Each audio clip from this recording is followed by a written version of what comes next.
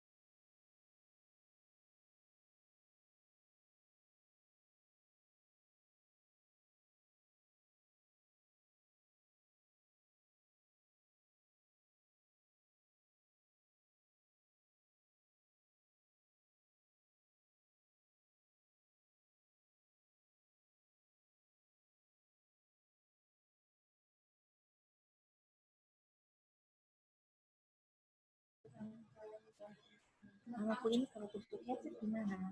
Pakai headset jangan dipakai aja. Headset. Lu ada ini headset gini. Benar-benar. Lu headset mana? Ini iya benar. Iya benar-benar. Benar. Iya benar-benar.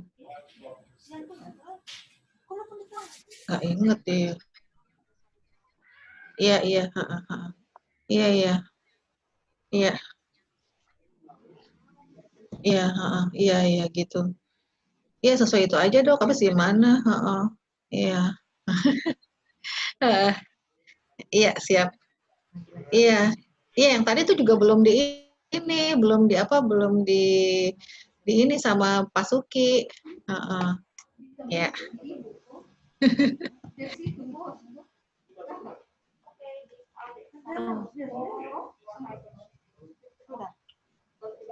Sudah mood dia, ibu yang mood.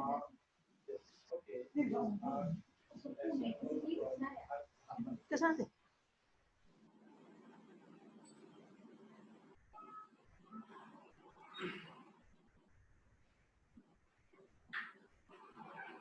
Sudah pada masuk tuh 168 orang.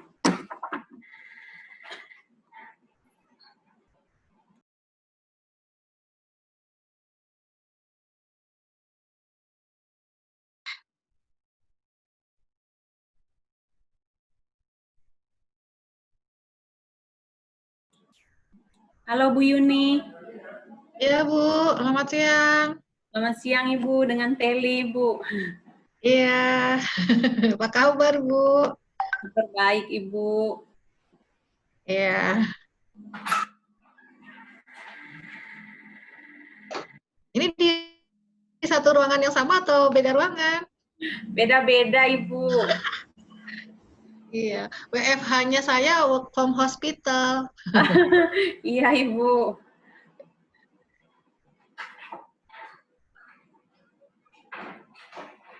Gimana nanti mekanismenya? Ini ya, saya belum bisa ini nih pakai virtual ini ya, biar nggak harus standby. Nanti ibu sudah dijadikan co-host sama ini IT.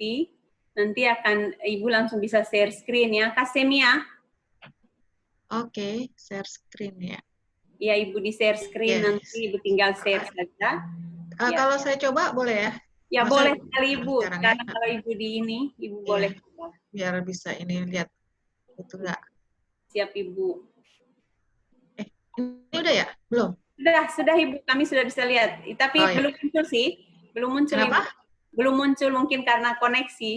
Oh ya. Oke. Tapi ini sudah muncul kok ibu. Sudah muncul. Ya, oke, baik. Ya. Kasih ibu hanya begitu saja ibu nanti. Slide share. Nah, takut ini Bu Yun, takut apa namanya? Terlambat di kami. Kadang-kadang suka ibu sudah bicara, nanti kami masih belum dengar ibu. Iya, siap. Ya. Terima kasih Ibu. Oke. Jam berapa nanti pastinya ya? Jam Berapa 2 menit lagi akan mulai? Jam 1 waktu Jakarta Ibu. Oke, 25 menit lagi ya.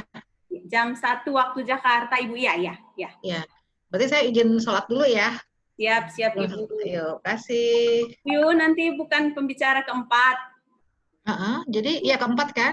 Iya Ibu ya. Itu maksudnya saya harus hadiri pembukaan nggak? Kalau Ibu memang masih ada kegiatan tidak apa-apa. Yang penting Ibu sudah on terus ininya laptopnya biar tidak tidak susah nanti masuk kembali begitu Ibu. Ya, siap. Kalau Ibu nanti masih ada kegiatan juga tidak apa-apa. Yang penting nanti pada saat di jadwal sih kalau tidak salah jam 3.30 Ibu atau jam 2.30 lah waktu Ibu nanti. Moga-moga Iya, soalnya saya sibuk aja mengalahkan Presiden Jokowi. Iya Ibu, karena malam jadi kuli. Iya, jadi sibuk banget, jadi orang panggilan ke sana ke sini. Iya Ibu, terima kasih Ibu Yun. Oke, saya izin dulu ya. Ibu siap Ibu. Monggo.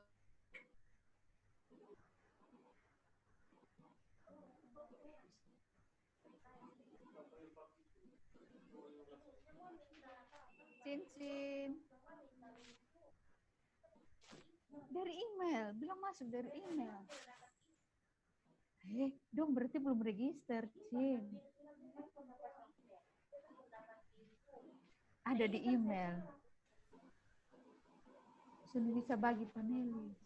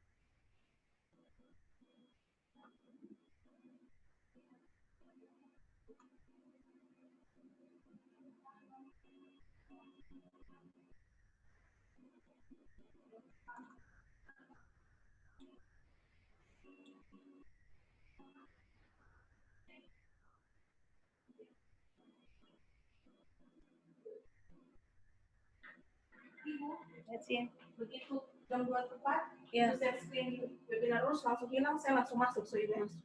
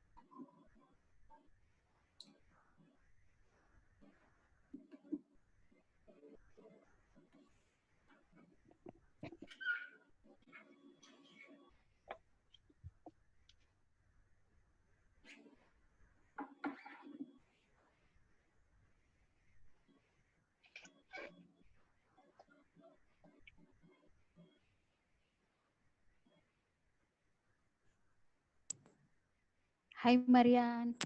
Hello. How are you Good afternoon. doing? Yeah, Good fine. afternoon. Good morning for you. Yes, thank you. And you are already in the afternoon. Yes. Yes. But how are you, Iran? I'm fine. Yes. We are a little bit busy with the webinar. Yes, I understand. Yes. But we still keep distance from each other. Yes, yes. It's hard, isn't it? Yes, it's so hard. Hmm.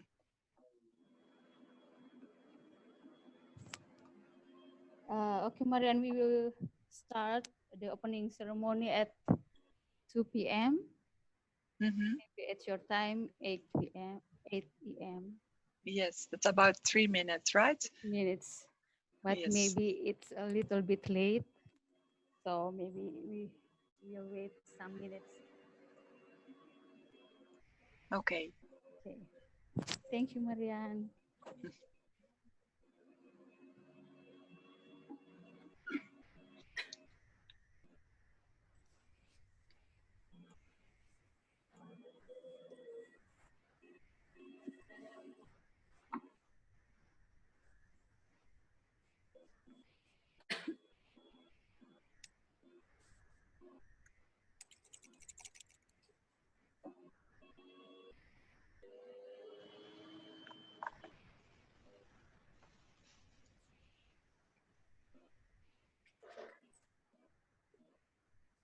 Hi, Kristen. Oh, yeah. Hello, how are you? Lovely to see you all. Good. There are Palon also in this. Palon. Sorry, what was that, Tilly? Palon is already here also. Hi. Hello, Kristen. Hi. Hi, lovely to How are see you? you all. Hi.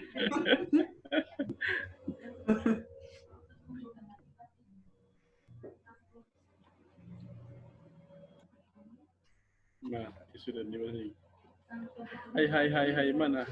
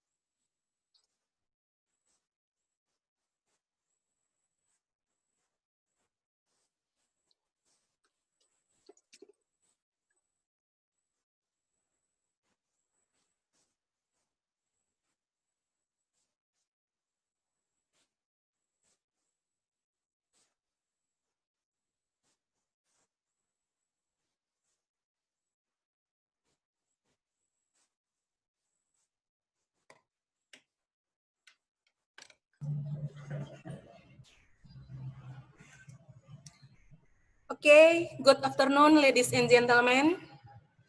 I'm delighted to welcome you to the Nursing School of Health Polytechnic of Kupang webinar about community-based nursing strategies during COVID-19 pandemic. Nursing School of Health Polytechnic of Kupang webinar is your opportunity to gain more knowledge on community-based intervention strategies during the COVID-19 pandemic and draw lessons from best practice of community nursing strategies applied in other countries. This webinar, conducted by Nursing School and Center of Excellence Kupang Health Polytechnic Ministry of Health, and also sponsored by Indonesian National Nurses Association. On this opening session, there will be Dr. R.H. Christina S.M. M.Kes, the Director of Health Polytechnic Kupang, will give an opening remarks. For the information, we have great speakers for today, and our speakers for this webinar are Dr. Florentianus S.Kp. M.Kes from Health Polytechnic of Kupang, the Republic of Indonesia, Dr. Astuti Yuni Nursasi S.Kp. M.N. from University of Indonesia, the Republic of Indonesia, Dr. Kristen Grahamm from Flinders University, Australia, Dr. Maria Teresa Tovillo Soriano, community nurses from Michigan, USA, and Marian Oostland Harink, RN MSc from VIAA Hogeschool-The, Netherlands. Ladies and gentlemen, without further ado, we are now going to listen to the opening remarks delivered by the Director of Health Polytechnic Kupang. Please welcome Dr. R.H. Christina S.M. M.Kes. Dr. R.H. Christina S.M. M.Kes, the time is yours. Oke. Assalamualaikum warahmatullahi wabarakatuh. Salam, Om Swastiastu, Namo Buddhaya. Salam kebajikan. Salve. Good afternoon, distinguished speakers. 1. Dr. Astuti Yuni Nursasi S.Kp. M.N. from University of Indonesia, Republik Indonesia. 2. Dr. Kristen Grahamm from Flinders University, Australia. 3. Dr. Maria Teresa Tovillo Soriano, Community Nurses, Michigan, the USA. 4. Marian Oostland Harink, via Hogeschool-The, Netherlands. 5. Dr. Florentianus from Health Polytechnic of Kupang, the Republic Indonesia. And all the participants of international webinar, community-based nursing strategies during COVID-19 pandemic, which came from all over Indonesia and abroad. Let us first give thanks to Almighty God, because with His permission, we can hold and attend the webinar. I, as the Director of Health Polytechnic of Kupang, give the highest appreciation to all participants from various institutions, including universities, health colleges, public health services, nurses, and representatives from the Health Polytechnic throughout Indonesia.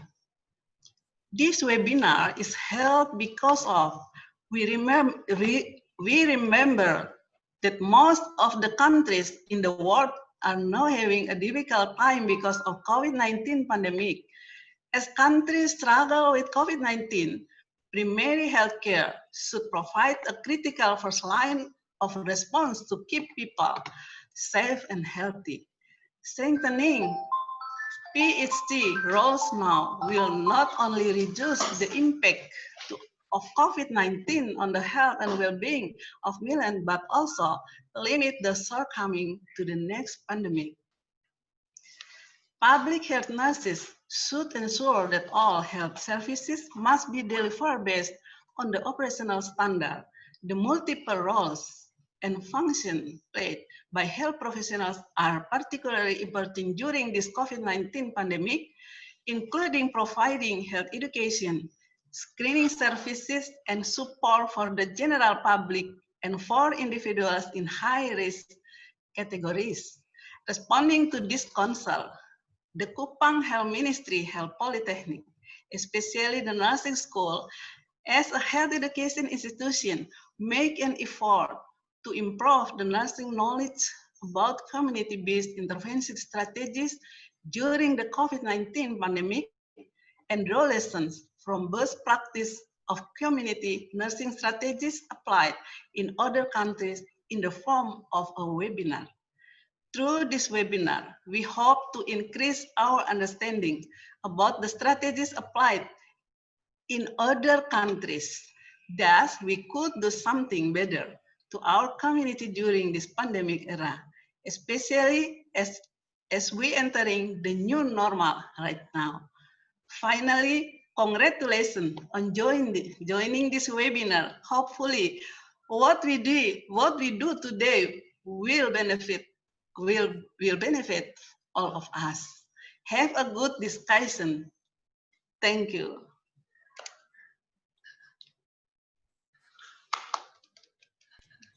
Thank you, Ibu Dr. RH Christina, SKM M.Kes. Ladies and gentlemen, now heading to our main program, the plenary session, who will be led by our moderator, Ibu Margareta Telly, S.Kp Nurse, MSc, PH. She is a lecturer of Community Department. She has taken her BSN in University of Airlangga, Surabaya, the Republic of Indonesia, and taken her Magister program in Maastricht University, the Netherlands. Now, she is the head of Diploma 3 study program in nursing of Hogeschool-The Polytechnic of Kupang. Please welcome Mrs. Telly. Mrs. Telly, the time is yours. Thank you, Wifi. Welcome everybody to our webinar conducted by Nursing School and Center of Excellence of Health Polytechnic of Kupang, East Nusa Tenggara. As mentioned before, that our topic today is focused on community-based nursing strategies during COVID-19 pandemic. Again, I would like to introduce myself. My name is Margareta Telly, and I will be serving as your moderator today. And ladies and gentlemen, in this session, we proudly have 5 outstanding speakers from all over the world, Indonesia, Australia, the United States, and also the Netherlands. Therefore, I would like to express again our appreciation for joining us in this very important event today.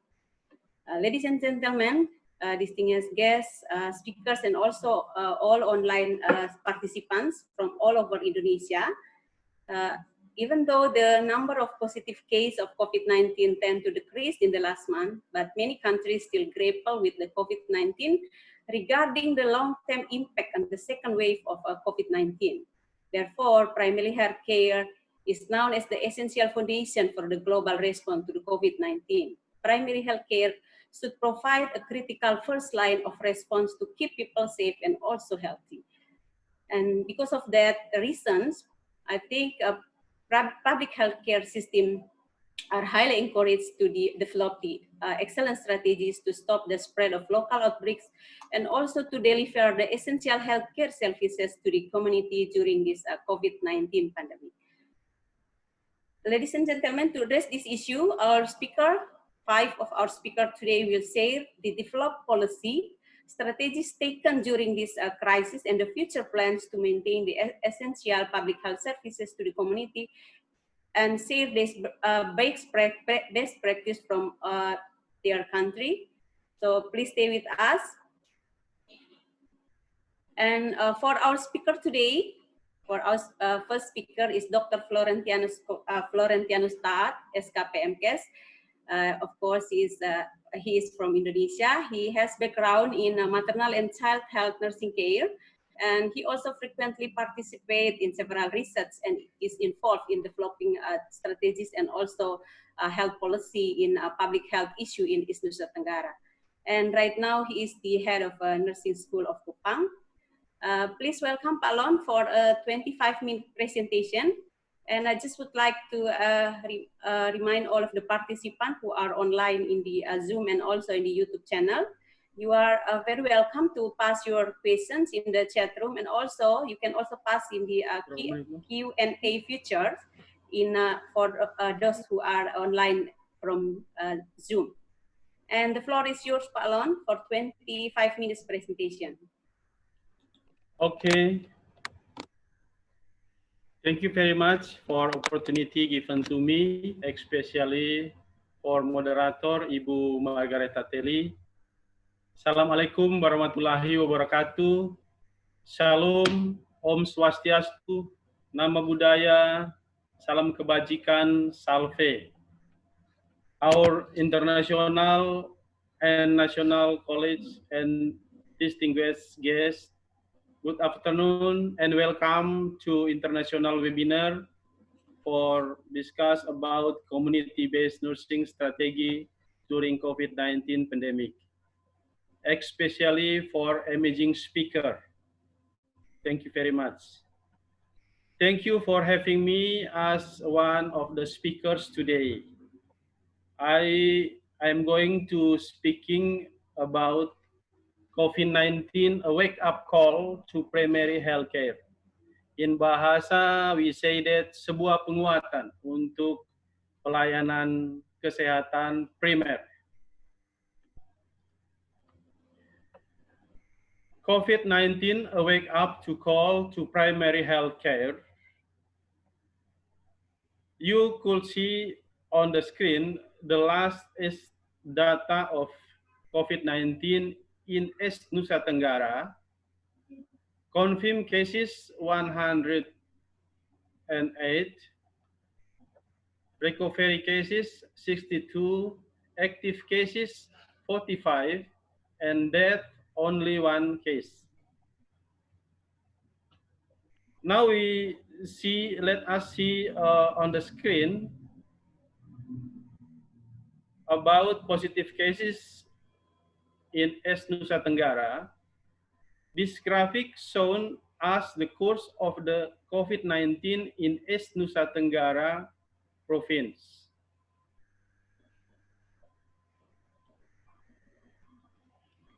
Now we move to the distribution of the case based on the age and sex. The majority of cases are at the age of 19 to 29, with the incidence of cases in male than female. This condition can be different from the others country. Okay, this only on overview. What is the COVID-19? COVID-19 is an infection disease cases by SARS-CoV-2 virus, or we say that coronavirus. This virus was first discovered and developed in Wuhan, China in December 2019. COVID-19 is now a pandemic that attacked of many countries in the world. Next. Signs and symptoms of COVID-19 are fever, dry cough, and tiredness.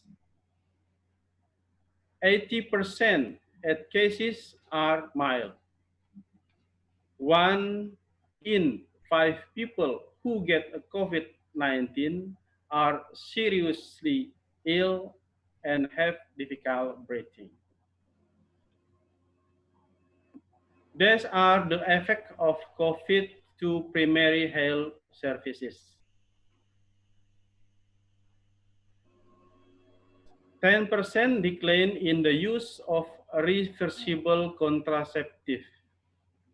3.3 million unsafe abortion and additional 1,000 maternal deaths. 10% of orders for HIV, AIDS, TB, and malaria medicine face delay in more than 3 days. Many countries stop mass vaccination. Healthcare workers are unable to deliver anti-malaria commodities and services due to lockdown and social distancing enforcement. Mass drug administration for neglected tropical diseases are being delayed around the world. TB patients are being told to stay home to make room for COVID-19 patients. Primary health care is being all people friend right now.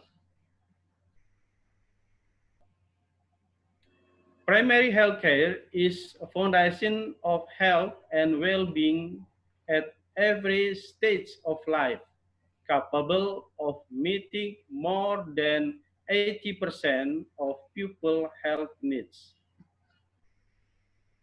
PHC should the first place for people go for information, screening, and testing for COVID. PHC provide a critical first line of response to keep people safe and healthy. Next. Since the conference of Alma Ata, PHC already give us their best. 8 essential components of primary health care, according to International Conference of Primary Health Care Alma Ata, addresses the main health problem in the community, providing promotive, preventive, curative, and rehabilitative services. And 8 essential components are health education, preventing and controlling disease, promotion and food supply or proper nutrition, safe water and basic sanitation, maternal and child health care, including family planning, immunization, prevention and control locally endemic disease, appropriate treatment, common disease, and injuries. This is the role of PHC during COVID-19 pandemic. First, diagnose. Second, track or tracking.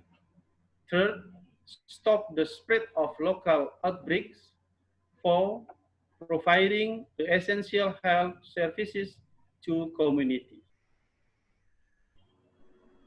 These are the preparedness within PHC facility. Infrastructure, equipment, and supply, health workers, safety, patient care, biomedical waste management, disinfection, health information, outreach and communication, and monitoring and reporting. Infrastructure in PHC, identify a dedicated isolation room that must be available during the opening hours of the health facility, away from waiting area and other consultation room. Set up adequate signage and information notice at all entrance and exit of health facility. Ensure the isolation room has a dedicated waiting area.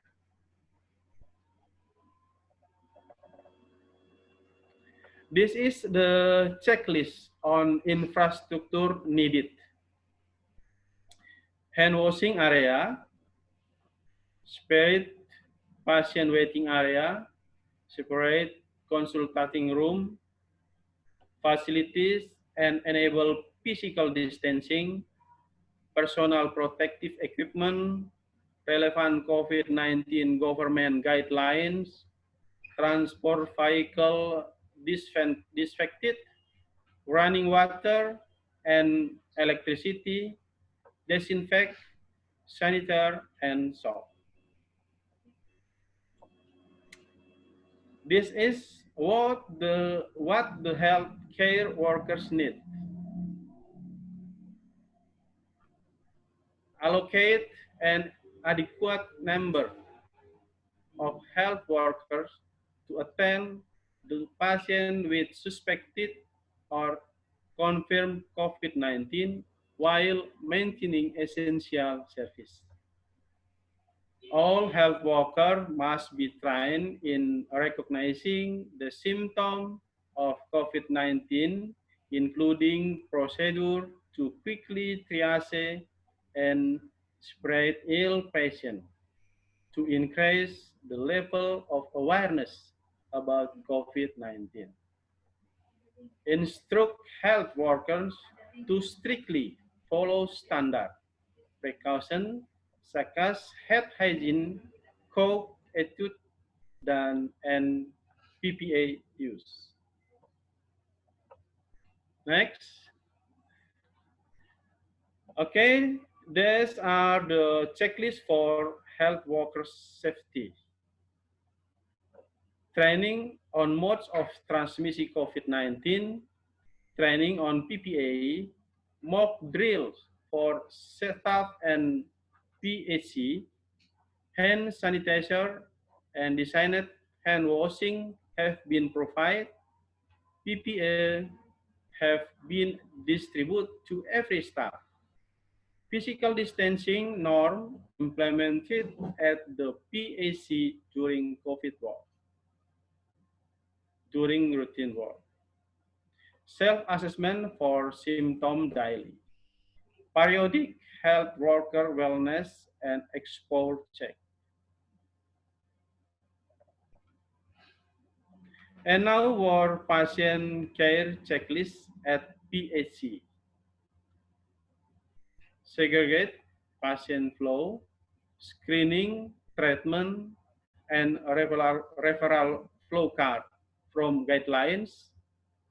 Print at least and contact details of COVID-19 testing centers and designate COVID-19 hospitals.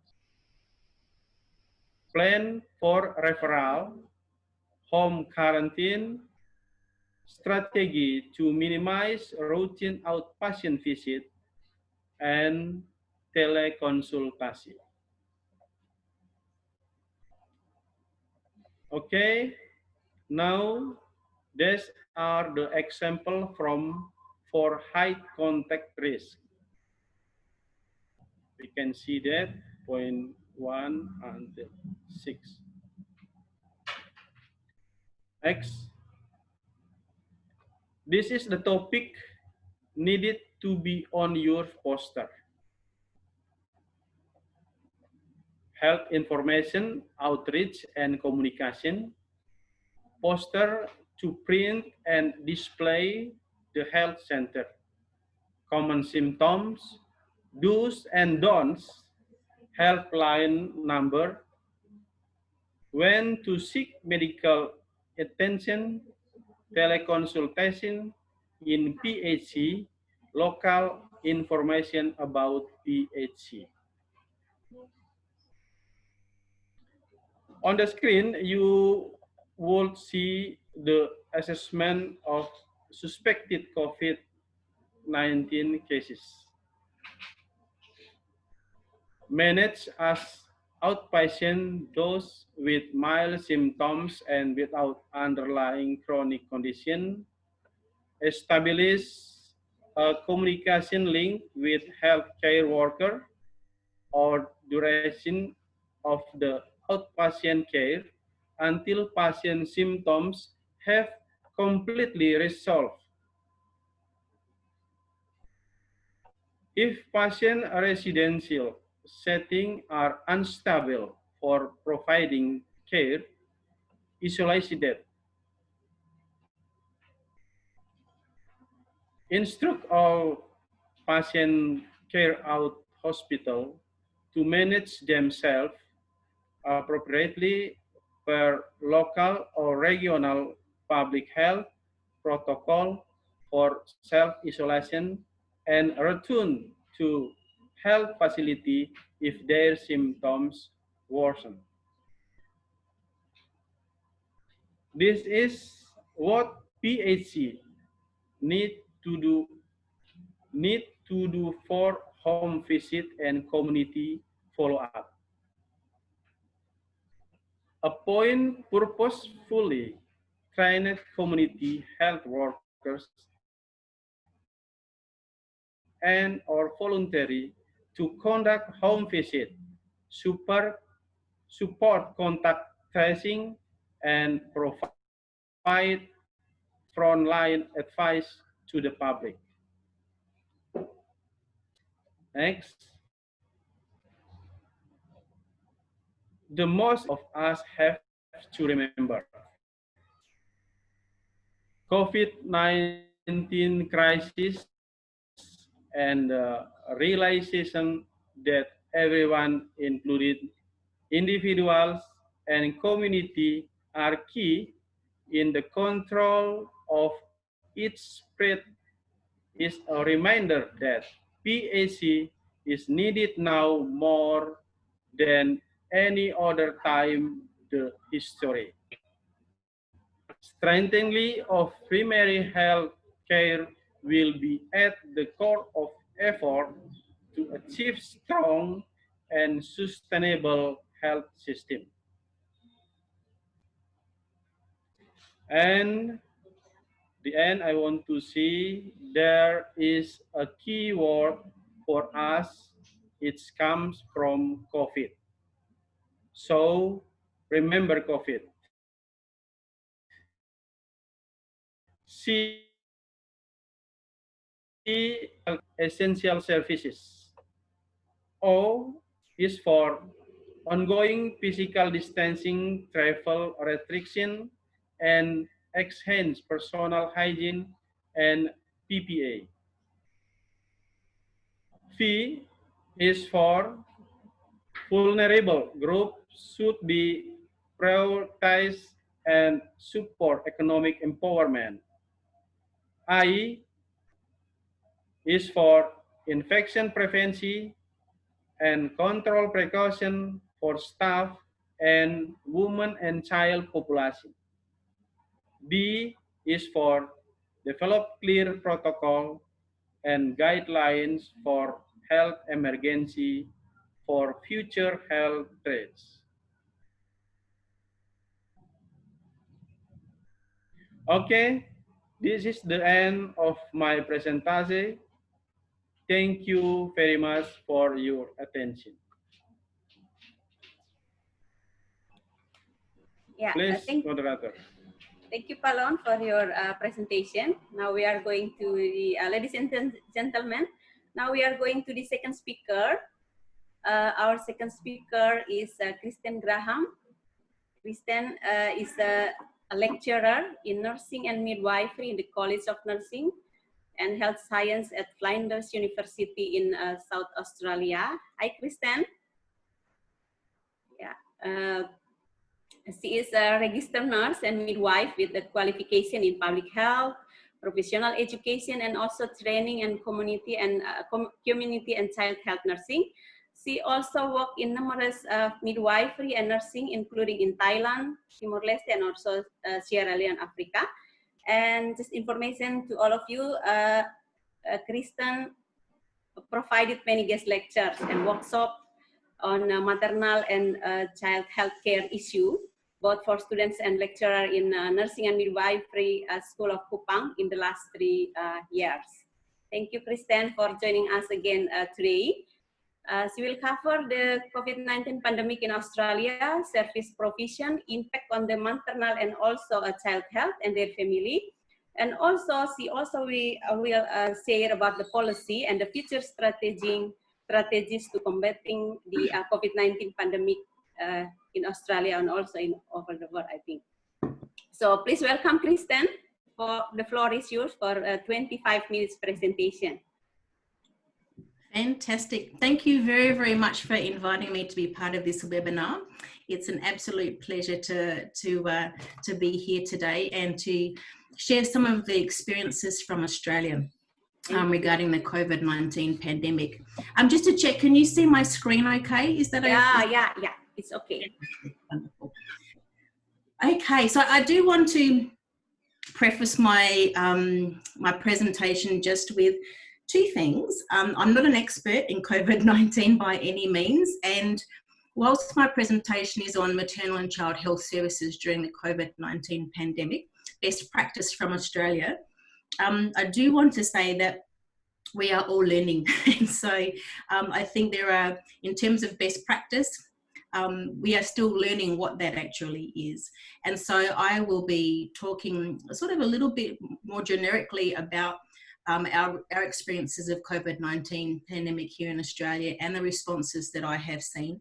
I'm not on the front line myself in a hospital or in a community setting. I work in a university.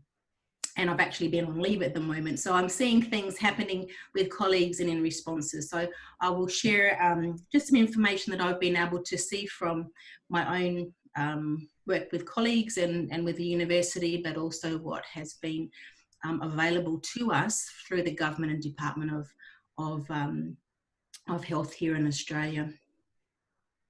So what I will sort of outline in my presentation is a little bit about what's happening here in Australia in this pandemic, the health services responses to some of the issues they may have experienced or anticipated and not experienced, and the types of responses that we have been seeing here in Australia to this pandemic. I want to touch a little bit on the impact of this pandemic on health professionals, women and children, families and students, because we have had in the university a significant impact on students and what that means for their courses and what that means for the workforce moving forwards. And then to touch at the end about potential best practice ways forward. What might the new normal look like? What are some things for us to consider in the future? So the COVID-19 pandemic in Australia has been interesting to watch, especially when you're looking at different countries around the world and their experiences of COVID-19. And there have been very many diverse experiences. In Australia, in South Australia, actually, I'm in the south part of Australia, and we have a reasonably small population in this state as compared to New South Wales, and we haven't had the same level of impact here. As you can see in this graph over here on this side, on the right-hand side of your screen, New South Wales, which is sort of on the east coast, has got the greatest population, and so they've had the greatest number of cases over there, with over 3,000, and that's out of a total of 7,391 cases here in Australia, and that's as of our data from yesterday. The majority of our cases have actually recovered, and we've had a total of 102 deaths in Australia, out of a population of about 24 million people. In South Australia, as I said, we've been really fortunate. We haven't had any cases here for a number of weeks, and so in response to that, a lot of our social distancing restrictions are actually starting to be relaxed a little bit, as are the Northern Territory, Western Australia and Canberra, who have also had similar data in regarding to their cases. You can see in the middle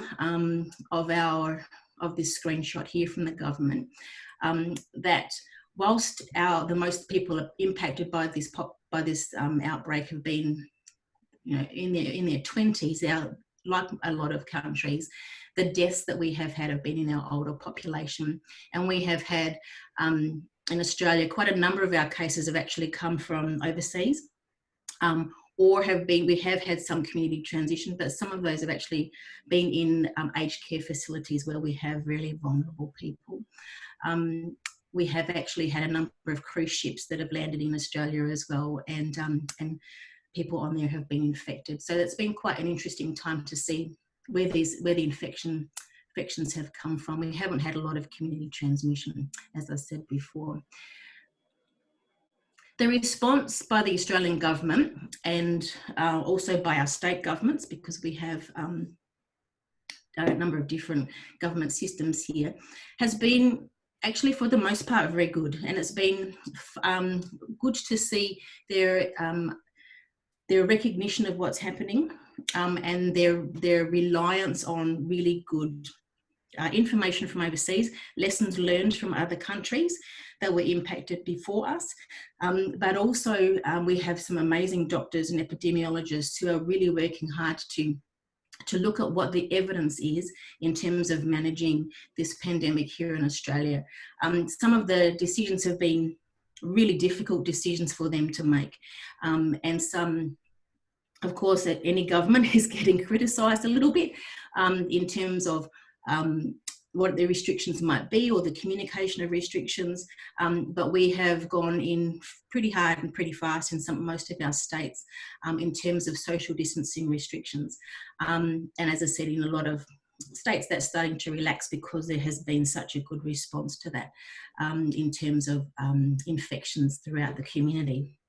We still do have some little mini outbreaks, but we certainly seem to be much more on top of it than we were actually anticipating we would be.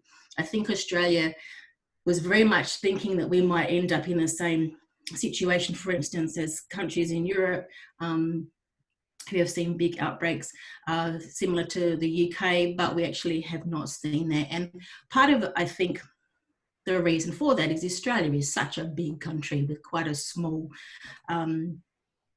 community, really. So we've got, a small population. And so we do have that advantage where people are naturally socially distanced anyway. We don't have a lot of really built up, close knit populations, sort of really where social distancing becomes that much more difficult. We do also have exceptionally good health system, which is makes a big difference as well. So this particular response just shows the level of social distancing, and the step one was, going in hard and fast. Not quite as hard and fast as New Zealand, but certainly we did do a lot of things where we just shut things up. Kids stayed home from school in some areas, people were working from home. We were only allowed to stay within your home when you possibly can, all those sorts of things that are happening around the world. The states are mostly at step 2 or 3 in terms of coming back out of these restrictions. The Australian government, there is a lot of information out there. They have been very responsive, as I said, in terms of developing plans for how to manage what's happening at the moment, but also moving forward into the future as well, because we really don't know what's going to happen around the world with COVID-19. So I've provided a couple of links throughout this PowerPoint, which I believe you guys will be able to access later, so you can click away and find out some more information. But for instance, they've come up with the Australian National Disease Surveillance Plan, which outlines a national approach to surveillance to inform the public health measures moving forwards, and the Emergency Response Plan for novel coronavirus about the key activities. So there's lots of things that are available to the general public, as well as health services and professionals. One of the responses, like any country around the world, has been the provision of funding. It's been an absolute necessary thing for governments to spend money on this response because it's absolutely necessary. And so the government has spent a lot of money in investing into this response.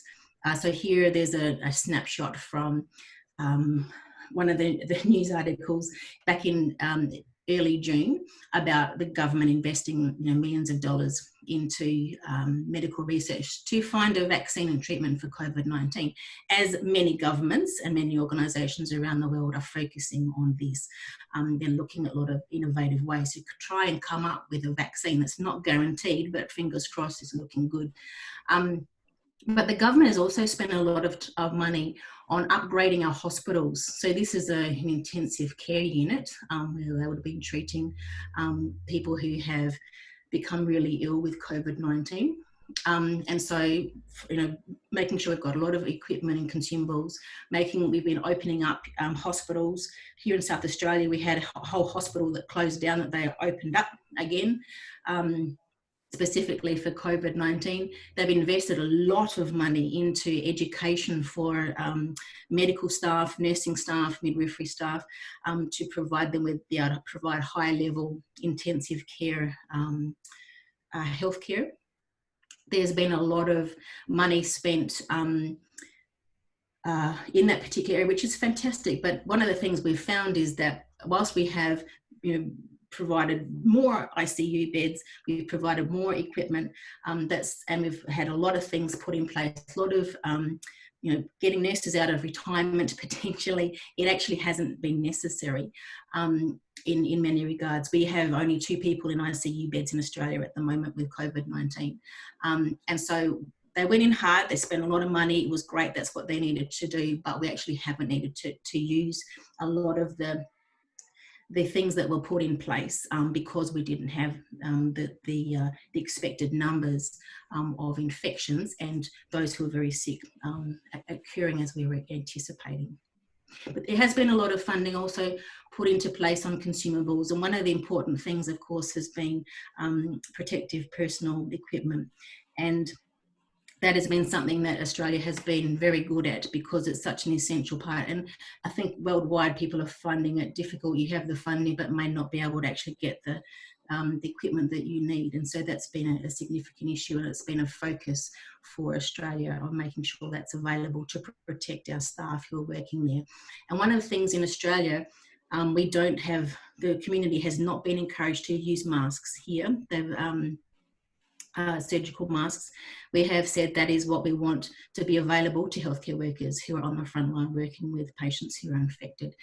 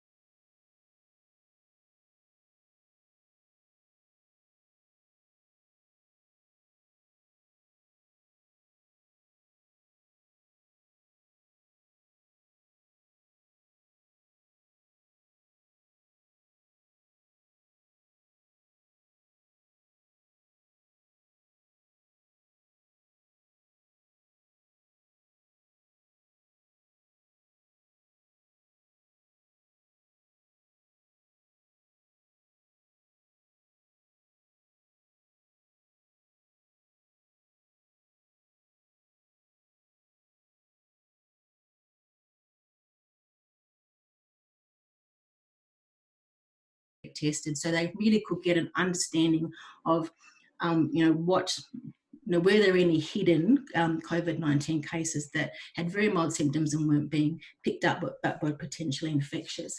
So South Australia has done, has been a leader in the world in regards to how many people they've actually tested. And they actually started that very early here in South Australia. Anybody who was tested for a respiratory condition just in a hospital, they would make sure they were testing for COVID-19 as well. So they have a really accurate view that at the moment we are sitting on 0 because of our testing is so good.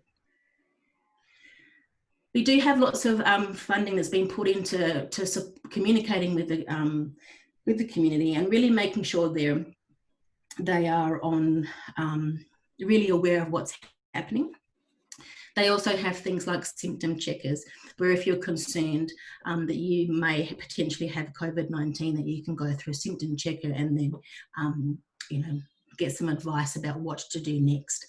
We have a lot of different apps, communication apps that have been developed by the government, where people can just, make sure they can go down on their phone and have a look and see if what's actually happening. So the Coronavirus Australia app, then of course the WhatsApp channel for COVID-19. So really, really making sure that they're connecting with Australians using what they have available to them. Other different things about, websites that they can actually go to about work and safety and how to help stop the spread. Information lines if anybody's worried. Lots of health education, and I do really like this one. I thought I'd be very Australian. This is from New South Wales, this sign about social distancing. So how to figure out, how much is 1.5 meters? Well, it's about the length of an adult kangaroo. There's another one that I think has got three koalas, you know, next to each other, or a small crocodile. So they're really trying to make it a little bit fun as well. But lots of health education, you know, there's lots of things around, you know, how often to wash your hands. And if nothing else comes out of this, everybody should hopefully be able to wash their hands and practice hygiene moving into the future, because it's something that should be ingrained into us now. In Australia, we did have some really interesting responses. We ran out of toilet paper here because everybody was panic buying, and so it was really hard to get toilet paper or hand sanitizer. Things have settled down now. People are, you know, feeling much more confident that that's not going to run out, so they don't need to stockpile. But that health education, that constant community discussions and making sure that people are not fearful, that they are well informed, they can make good decisions, has certainly made a big difference. We still see people who are properly socially distancing. However, it is on the most part, they've done pretty well. There have been a lot of guidelines and information and services put in place in regards to the health response. Of course, one of the issues that I've heard from different colleagues who work in the clinical space is that, you know, knowing what to do, especially early in the pandemic, where there was so much happening, fast response, but not always a lot of written guidelines. They were just trying to manage, and so there has been a lot of effort put into making sure that hospital services are well informed, that they have systems in place, that they do have guidelines. And so, you know, in terms of, you know, how to provide healthcare either in a hospital when you're working with somebody who has got COVID-19 versus working in a hospital in a ward where you don't know if anybody's infected because they're not routinely screened necessarily as soon as they come in for like having an actual test. You know, what actually are the guidelines for, you know, using PPE? When is it appropriate? When is it not? How can you protect yourself? How can you protect your patients as well? And this information is available not only to healthcare workers, but also to the community, so they understand why certain decisions have been made. One of the things that we have seen is a big move, as Florian, you were talking, the use of telehealth is so important. And from a maternal and child perspective, health perspective, this has been really beneficial, but has been a little bit tricky for some people. And I'll talk about that shortly in a while. But there has been a massive expansion of existing telehealth services. In Australia, we have a lot of people who work in rural and remote areas, and so, a lot of people who live there. And so we have quite a good telehealth service available, but this has really been expanded. And in maternity care, where you are, you know, someone's having an antenatal visit, then one of the things that's often been done is that part of the visit will be done by telehealth, especially, you know, around any health education or looking at test results and explaining those. But you do still need that face-to-face assessment for physical examinations. And so that's been something that midwives have tried to do both, so that women are not feeling left alone. However, the consensus has been from some women that they really miss that face-to-face care that's been provided, and that the telehealth consultation haven't been a replacement that has been absolutely, you know, beneficial for them. The government funding has been expanded to make sure that any telehealth consultations are actually properly funded for the health professional, which is good. And this is actually from America, but you can see that there are a lot of opportunities in maternity health care around what would be appropriate for telehealth or telemedicine. So, you know, virtual prenatal care visits, or doing at least part of that. At home monitoring, if that person actually does have, you know, a blood pressure machine or etc. But otherwise, sort of maybe doing those assessments face to face. Consultation with specialists, absolutely. Online communication with providers, mental health care, where you can really, you know, sit down for an extended period of time rather than trying to do it in a short period of time face to face. virtual postpartum visits and lactation support or breastfeeding support. And those sorts of things, you know, can be done by telemedicine, and there are more innovations happening in that space, but certainly women are missing the face-to-face, you know, just being with somebody, because midwifery is with women, and, you know, being right there supporting someone in their lounge room or wherever it might be is really important. And so this is something that everybody's trying to get used to, and yes, so it'll be interesting moving forwards. There have been lots of hospital protocols put in place, and so this one is a flow chart for the triage and risk of suspected or confirmed COVID-19 women, and it looks at, you know, what is the screening requirements, what are the admission requirements, would they be needing to be transferred, you know, do they need to be using a negative pressure room, which is ideal if they've got COVID-19. The mode of birth here is not influenced by COVID-19, so lots of different things put in place there. I was asked to touch briefly on vaccination services, and here in Australia, we are continuing vaccinations for children as much as possible. And the World Health Organization, UNICEF, certainly recommend that as much as possible, children and pregnant women continue to receive scheduled vaccines. And the reason for this is that if we're not providing those vaccinations, then those people, our children and women, are at risk of developing some very serious diseases, and we're going to find that we have outbreaks of other things such as measles or pertussis, etc. So it's really important.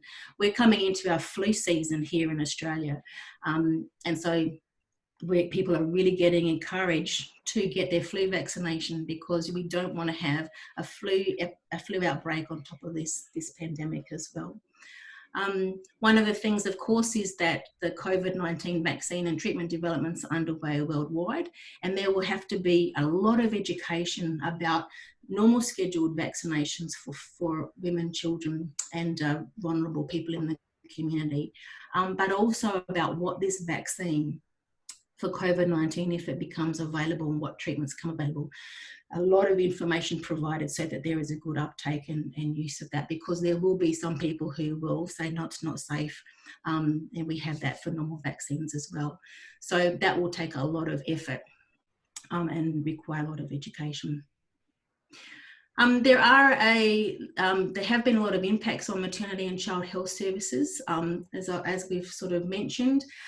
One of the big things we found was elective surgery cancellations has had a big impact on people. That hasn't impacted so much elective cesarean sections, although they would be encouraged to birth normally if appropriate.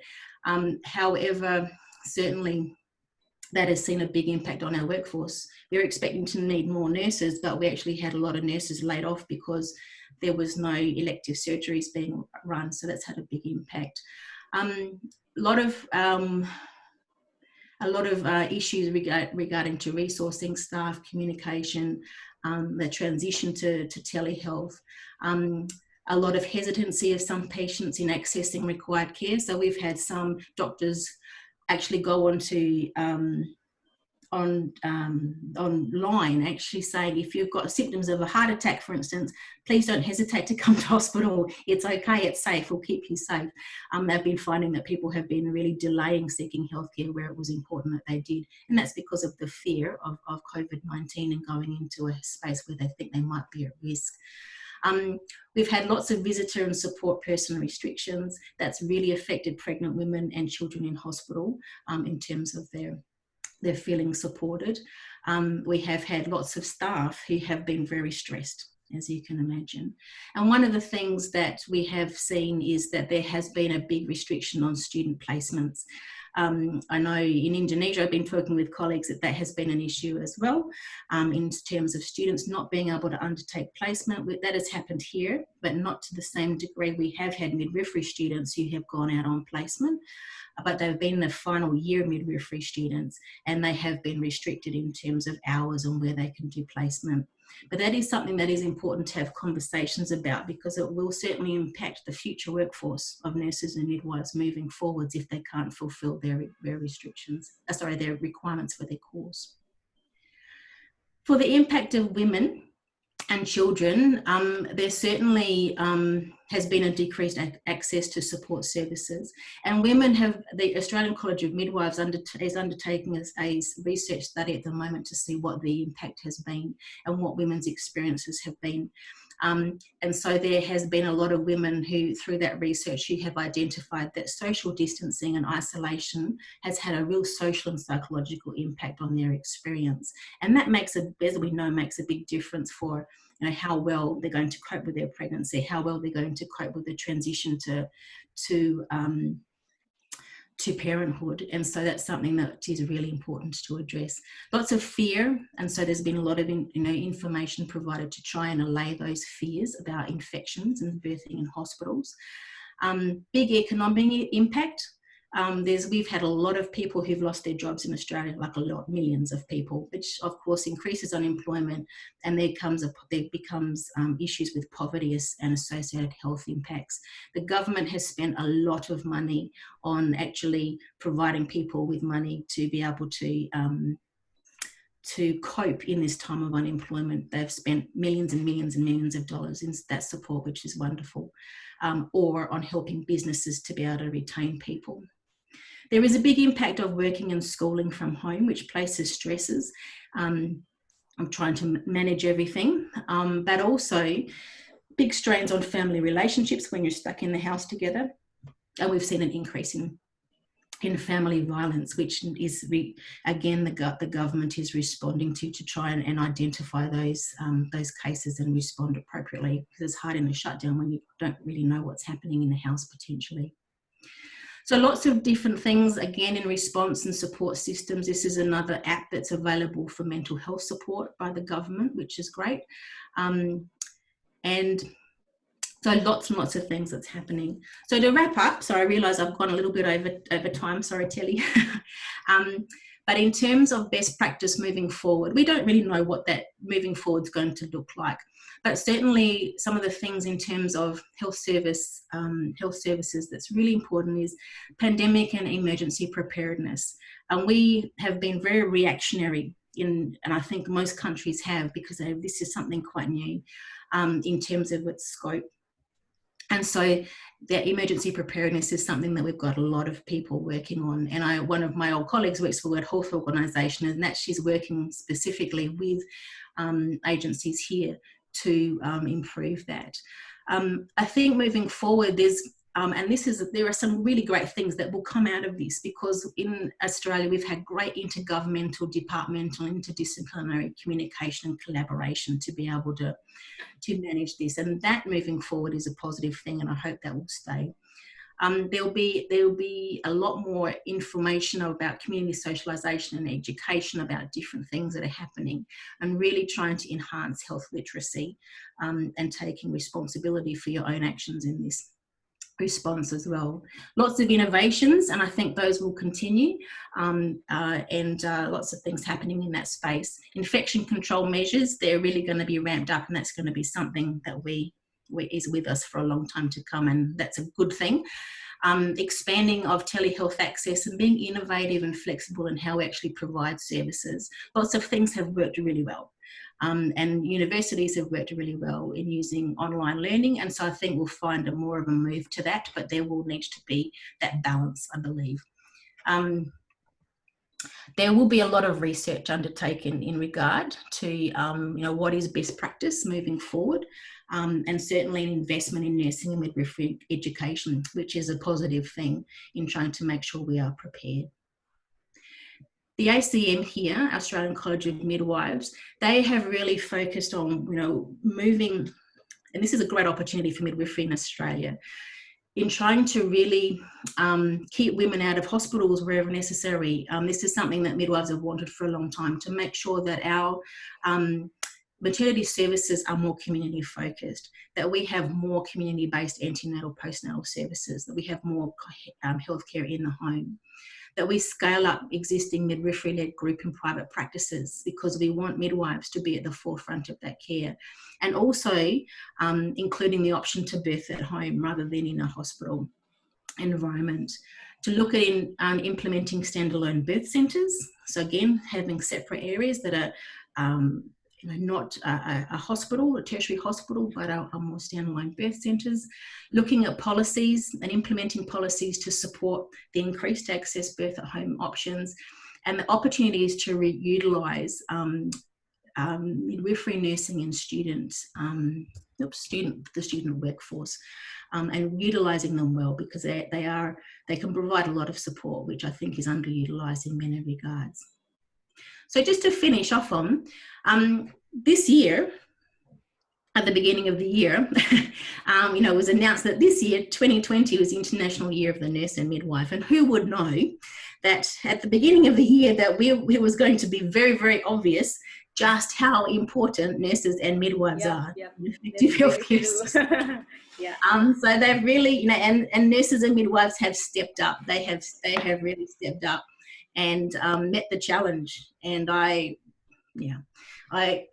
really have. And so I just think one of the things that will come out of this year is a great appreciation and recognition that absolutely this year that nurses and midwives are absolutely critical and vital to global health, and that now more than ever the world needs skilled nurses, midwives to respond in crisis and be leaders in improving health services.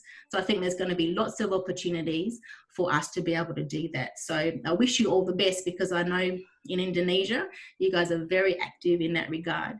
And so, now's the time, guys.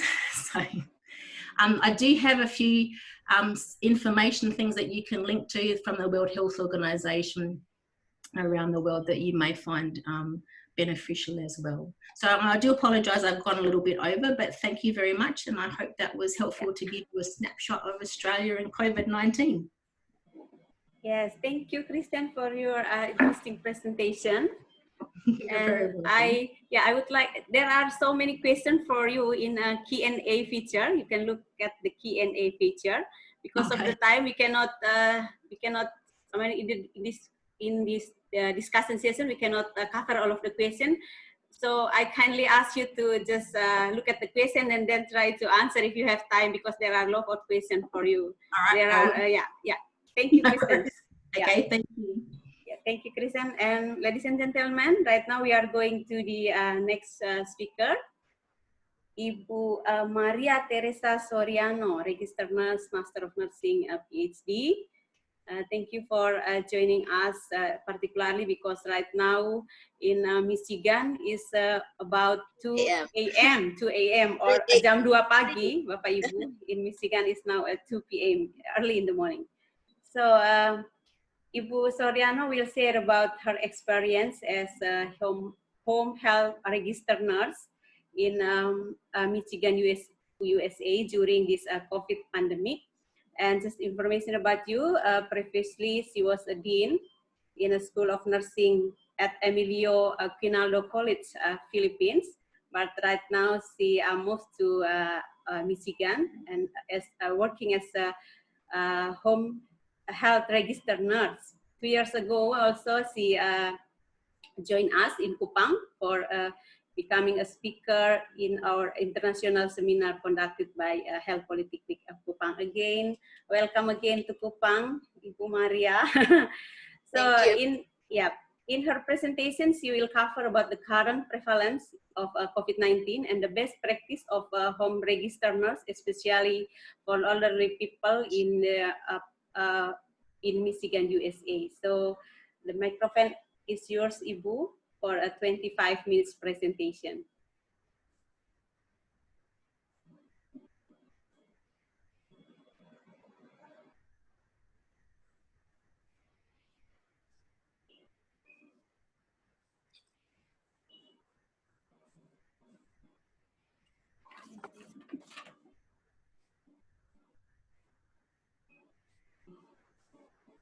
Yes, hello, good afternoon to you, all of you there.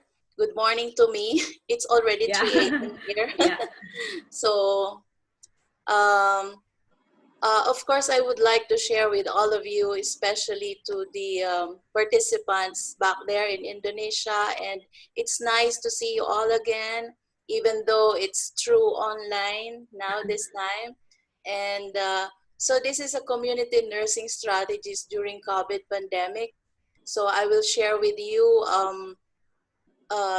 perspective of a registered nurse here working in Michigan, USA.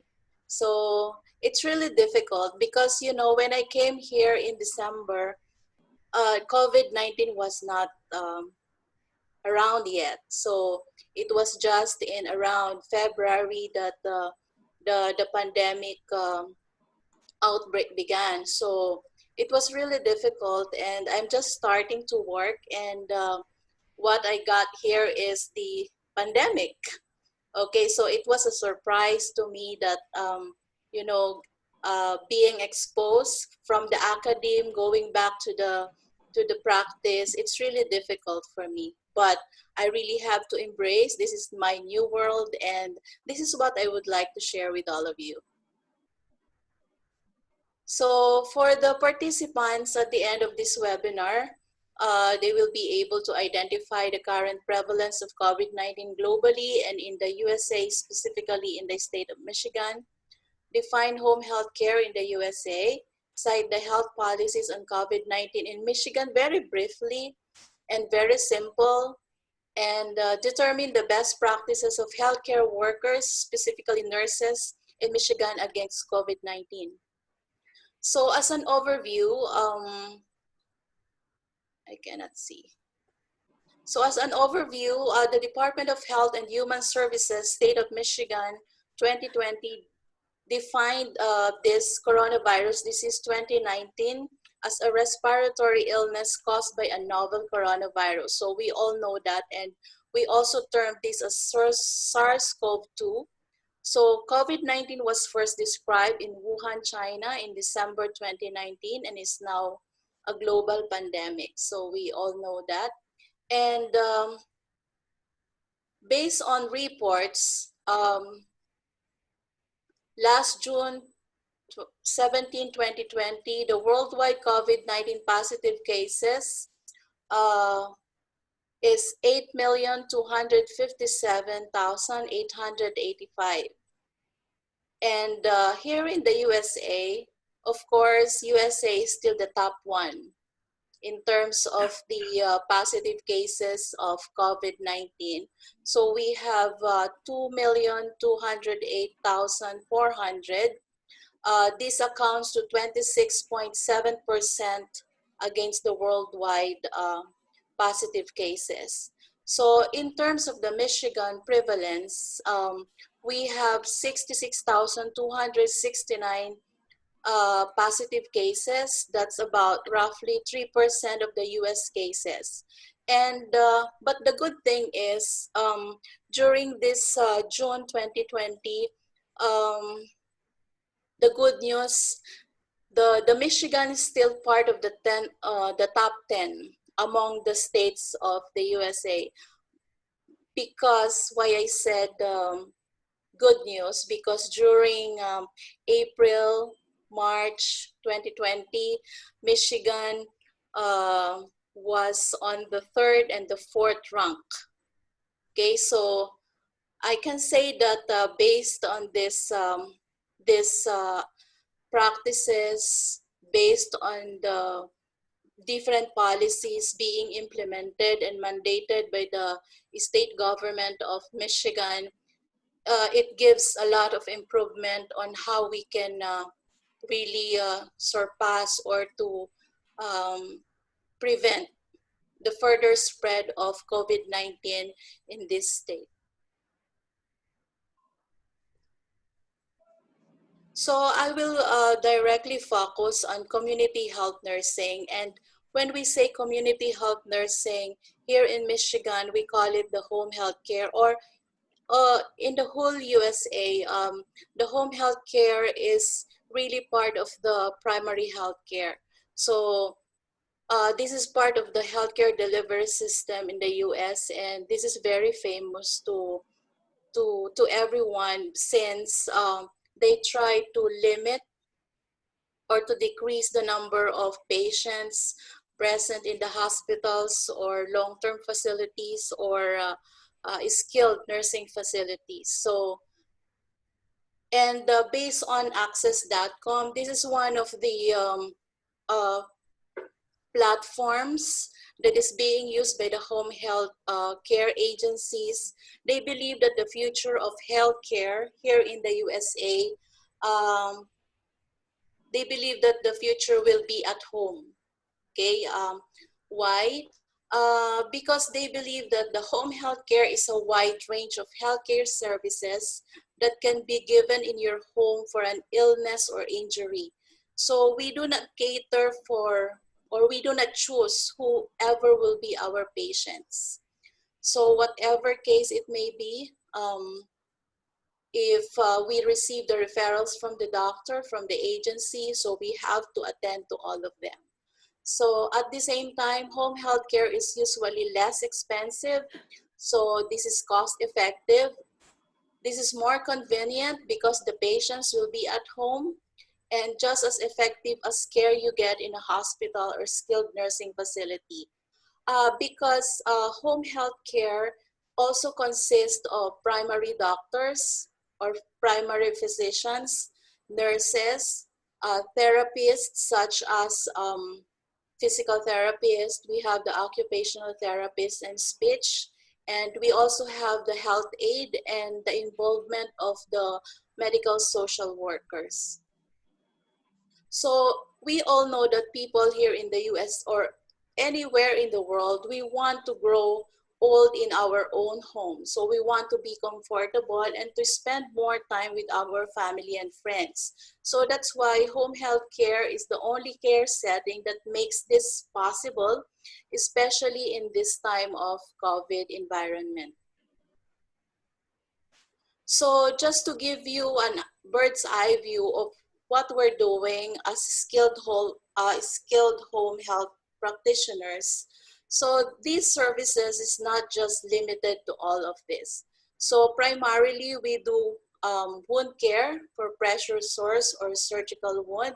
So as what I have told you, all cases. So even patients who are post-op coming from different hospitals, so we also cater for them. We encountered patients with pressure ulcers, especially those who have been bed-bound for long periods of time. And then we also do the patient and caregiver education. So this is very strictly being implemented here. So this is aside from doing the assessment, head-to-toe assessment, this is one of our primary responsibilities to really do health teachings to our patients, to the caregivers, and to their family members. So in this time of COVID-19 pandemic, it is really a must that we really have to educate and to do health teachings pertaining to the COVID-19 protocols and guidelines. We really have to give leaflets or not just verbal instructions. If necessary, we really have to teach the patient as well as the primary caregivers on how to do hand washing, on how to properly use face mask, and you know, we really have to emphasize the social distancing to all of them. So this is not just limited now to health teachings on hypertension, because before we just do teaching on hypertension, on diabetes mellitus, on how to take their blood sugar, on how to administer insulin, on how to, you know, care for their colostomy bags. So, but this time, the health education at home is not complete without the health teachings about the COVID-19. Next is about intravenous or nutrition therapy. So sometimes the patients coming from the nursing home or hospitals, they will go home with continuous enteral feeding. So we, as a home health care practitioner, we have to anticipate that we have to teach our patient or the primary caregivers on how to administer the medications at home.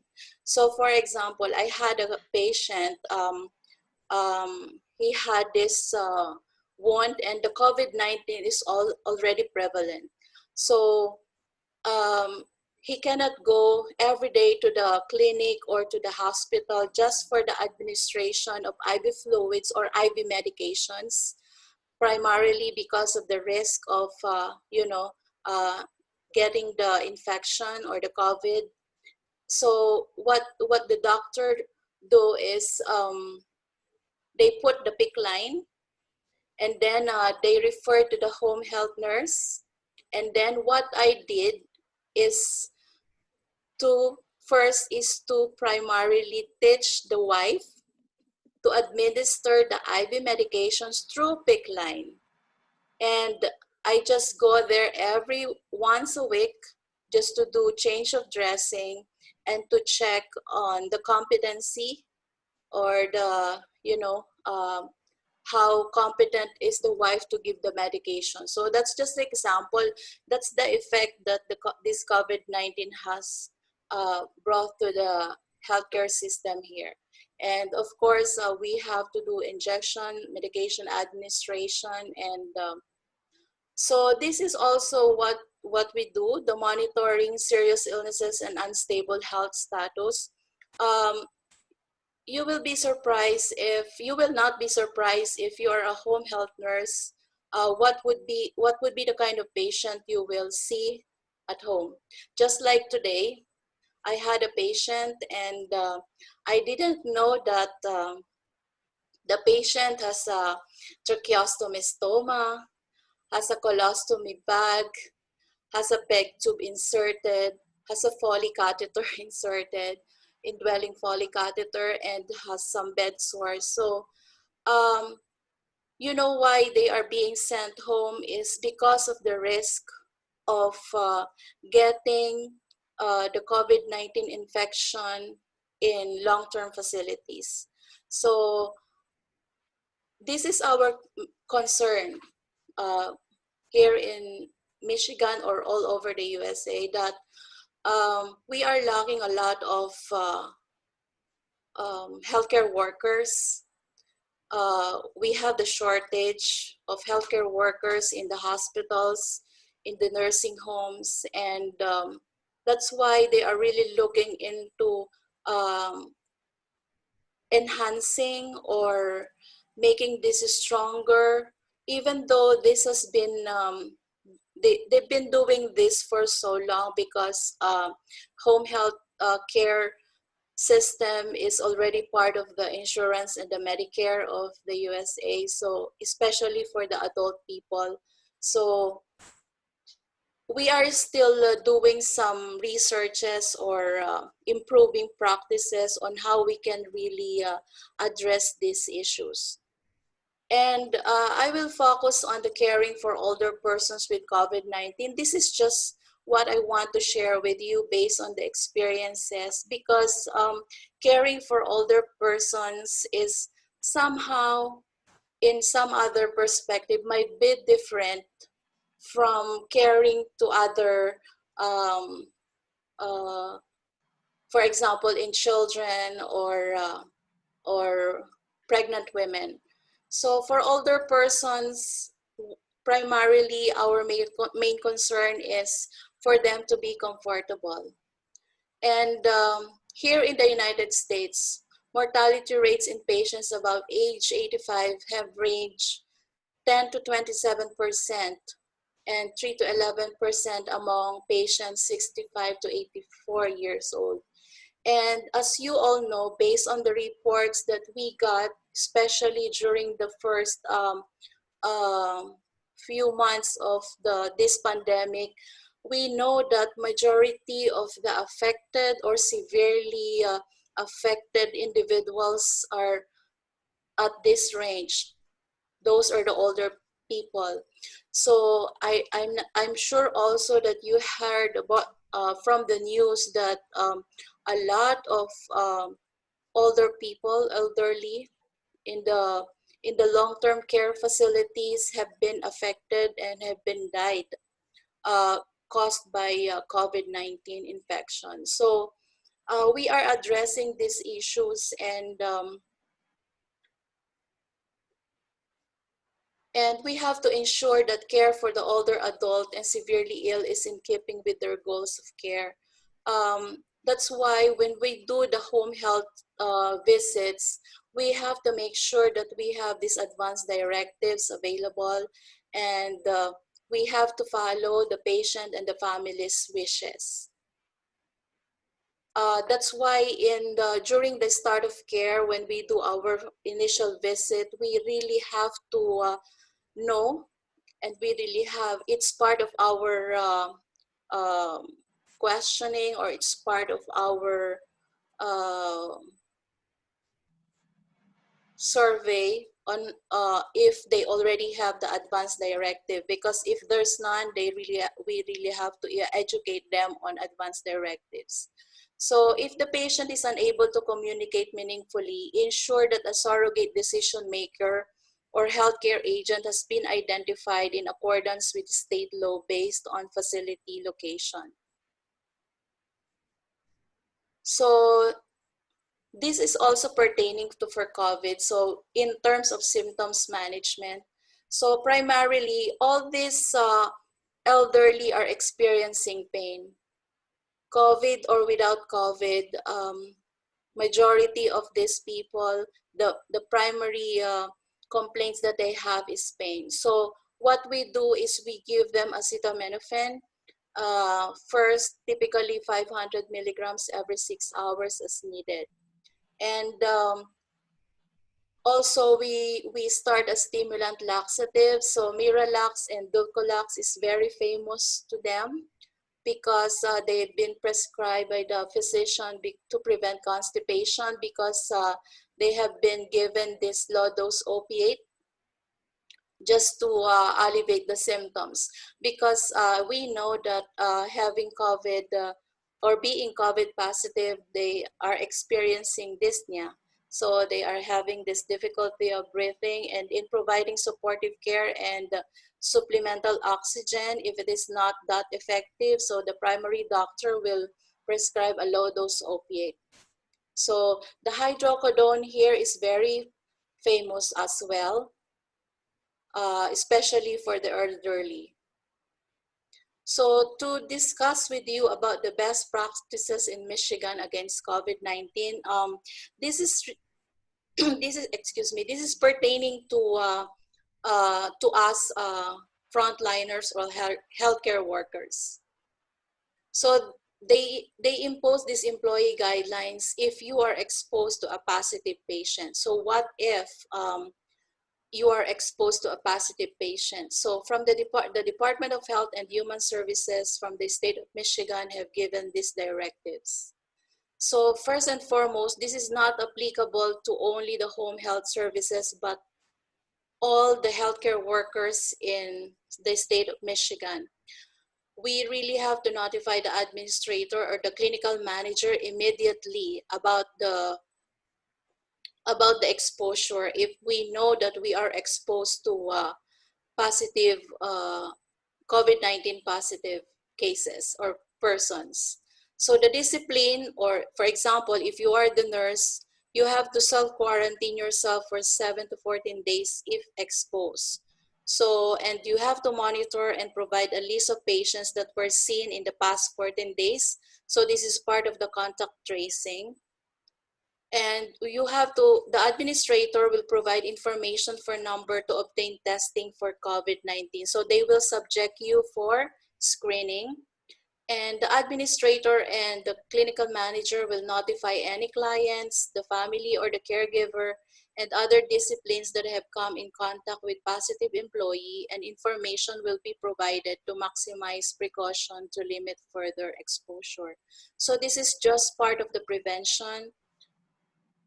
And this is the newest guidelines, okay? So this is the guidance for all providers and staff involved in patient care and public health staffing with critical roles in the COVID-19 response. This is more particular to us, home health care personnels. So first and foremost, as we observe the CDC guidelines, these are just the additional protocols that we really have to observe. So we are asked, if you feel sick, we have to stay home. And second is healthcare workers currently prohibited from working because of previous guidance. As you can remember, before, if you feel sick, you have to quarantine yourself for 7 to 14 days. But this time, if you are asymptomatic, you can still go back to work. You can work as long as the facility's occupational health program will monitor you and you will monitor yourself. Why is that so? Because of the lack of healthcare workers. So if all the healthcare workers in a certain facility will be exposed, because most likely all of us might be exposed, and if all of us will be quarantined, so who will look after these patients? So nobody. So as long as you will observe the proper protocol, you will wear your PPEs, and but you really have to go back to work, especially if you are asymptomatic, as long as you don't have fever and difficulty of breathing. So this is really being implemented strictly by the agencies. So all healthcare workers should monitor for fever with twice daily temperature measurements and for symptoms consistent with COVID-19. This is strictly implemented, I tell you, because you know what? Every day, every single day, we really have to take our temperature before we get out of the house, and in the afternoon when we get home. So we have to log it because we have to submit it to our employers. At the same time, when we are doing the visit, there's no problem if you will go directly to the patient's home. But for example, I have to do some visits in senior houses or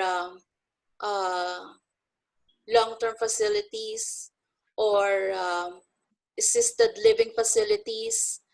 The personnel there must take my temperature and I have to answer the survey. So I have to, there are questions there or survey whether I've been exposed or I've been traveling for 14 days, within 14 days, or if I have fever, cough, headache, and all the COVID-19 symptoms. So that's the protocol that we really have to abide every now and then. So, and then if you are a healthcare worker who has had a known high-risk exposure to a patient with confirmed COVID-19, you should take extra care to monitor your health. But you have to keep working. There is no requirement already for now for 14-day quarantine of healthcare workers with high-risk exposures in the setting of sustained community transmission, as we have in multiple areas of the state of Michigan. So here in Michigan, Detroit is the heavily been affected. But we cannot say no if our patient is living in Detroit. So, and the last thing, the innovation, it's been existing. I heard it from the talk from Australia. And this is the telemedicine support during the COVID-19 pandemic. And it is being enhanced here. It is being used primarily because, you know what, during the February or March, or when we started the lockdown here in March, majority of all the doctors' clinics were closed. And until now, some of them are still closed. And the common complaints that you will be getting from patients is that they are having really difficulty getting some appointments with the doctors. So they are really relying on the home health services. because without the home health services, they will not be seen by anybody. They will not be taken care of. So the symptoms might not be, forwarded to the proper authorities, especially to the doctors.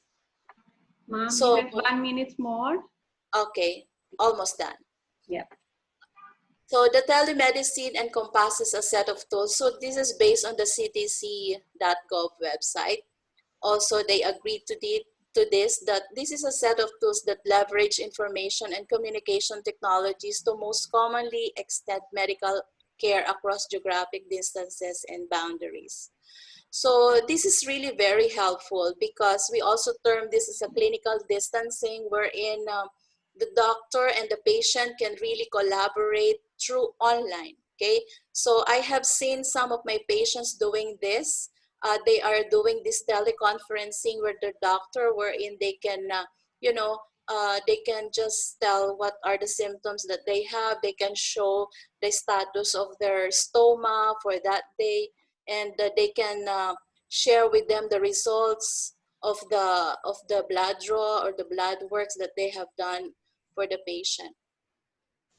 And by the way, also speaking of blood draw, the home health nurse here is also the one doing the blood draw for the patient, being sent to laboratories, and then it will just be forwarded to the physician. And then telemedicine can be provided through primary mechanisms. This is just direct to patient, wherein the healthcare provider examines the patient in real time, or it can be teleconsultation using phones or audio. So they can just discuss the current condition. So are just the references that I can share with you. And yeah, that's it. Thank you so much for your attention. And if you have some questions, just have my my email. Okay. So yes. Thank you ma'am so for your much for the opportunity. Yeah.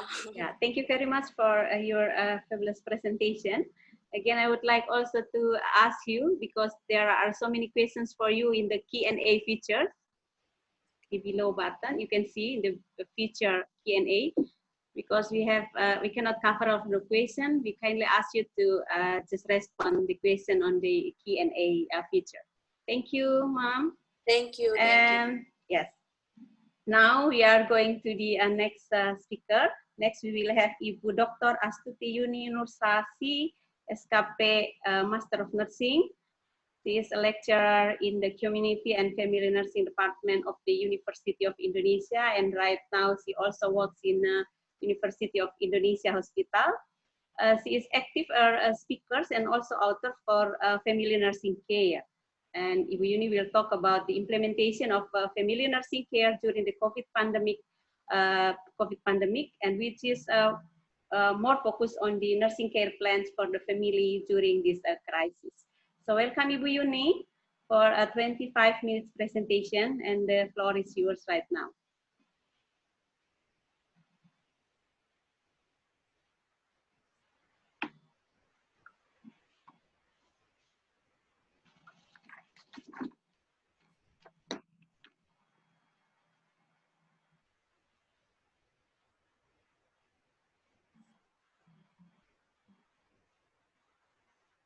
Ibu Yuni?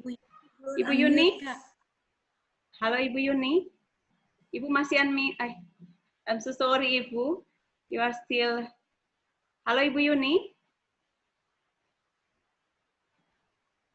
Sorry. I forget to unmute. Oh yeah, thank you Ibu. Sorry. Yeah, Ibu, for a 20 minutes presentation for you Ibu. Yeah, thank you very much, Ibu Teli, and good day for all the speakers and all the participants. It's very nice to hear all the speakers' experience, yeah, especially for from outside Indonesia. It's very interesting lesson to learn for, especially for nurses in Indonesia. And for today topics, I was asked to talk about the implementation of family nursing. It's already share screen, Bu. Oh, Not yet, Ibu, not yet. Yeah. Yeah. Oops, sorry. Okay. Yeah. Thank you. And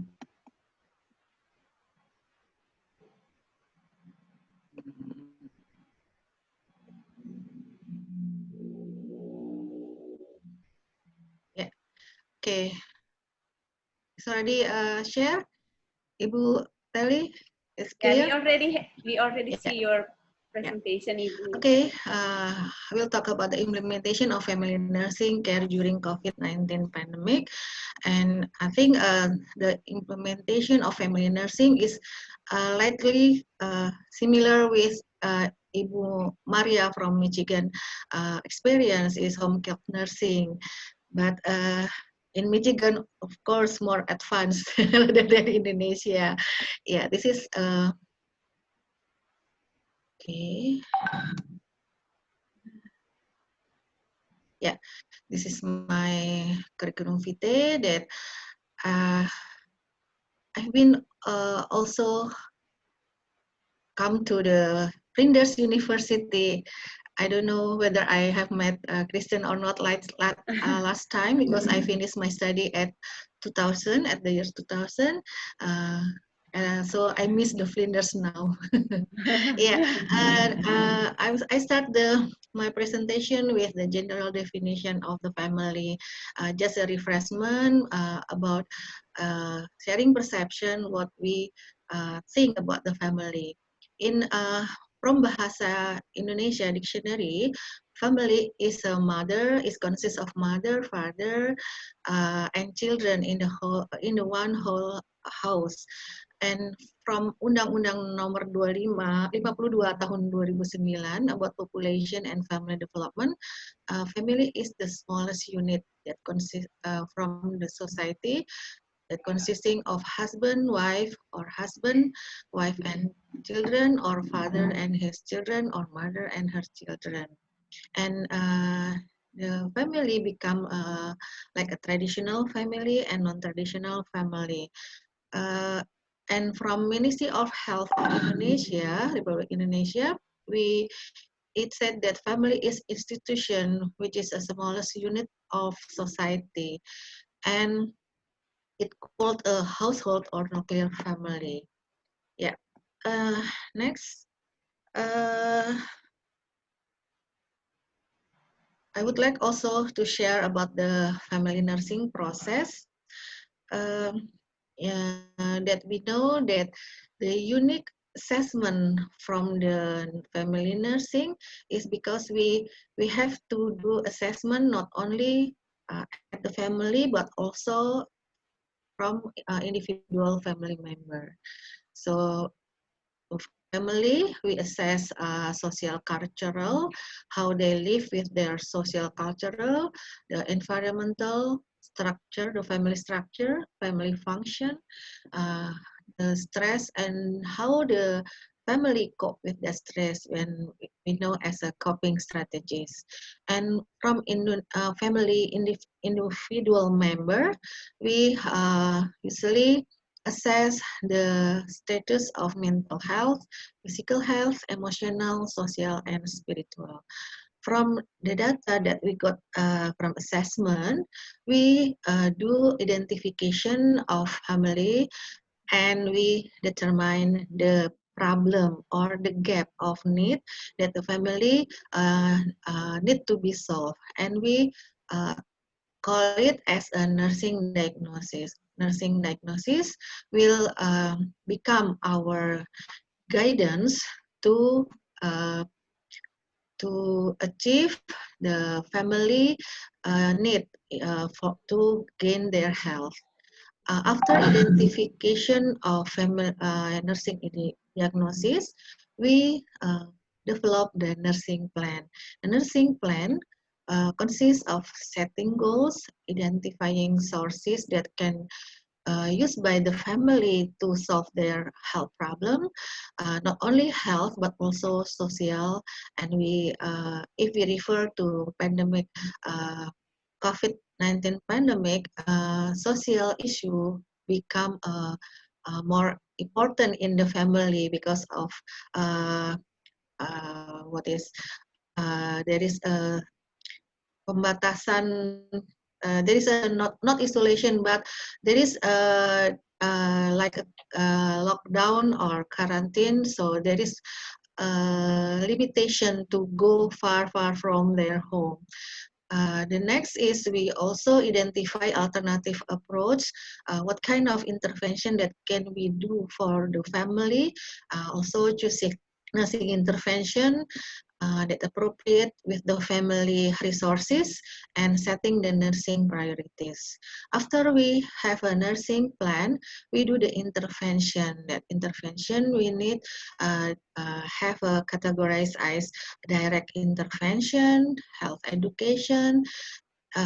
Maybe we already hear from Ibu Maria about kind of nursing intervention that she has done for her family in Michigan. Oh no, her patient in Michigan, Ibu Maria. And after do the intervention, we do the nursing intervention, this evaluation. So all these process are included in the family nursing process. So what we do for the family with COVID-19. Family with COVID-19, we include as a vulnerable family. So what is a vulnerable family? Vulnerable family is a family has high risk in their health. They have multiple cumulative risks that commonly related to low health status and minimal access to healthcare. And the vulnerable family has a development problem, also low social status, unsupported personal and interpersonal. And what kind of vulnerability factors for the vulnerable family? There have limitation in physical, environmental, human, and psychological resources, economical factor, less social support, chronic illness, and stress. And Friedman has several characteristics for vulnerable family. Usually, vulnerable family deny any problem that they have faced, and there is exploitation to one or more family member. The second one is usually they use non-adaptive coping, loss or separation of family members, and there is a domination in a vulnerable family. How about the family with COVID-19? COVID-19, with the family with a COVID-19, usually they are not necessary for hospitalization because some person only has a mild or none symptoms, so they will get well soon, so there is no necessary for hospitalization. There are risk factors are identified that will cause adverse effects such as age. For more than 40 years old are more vulnerable.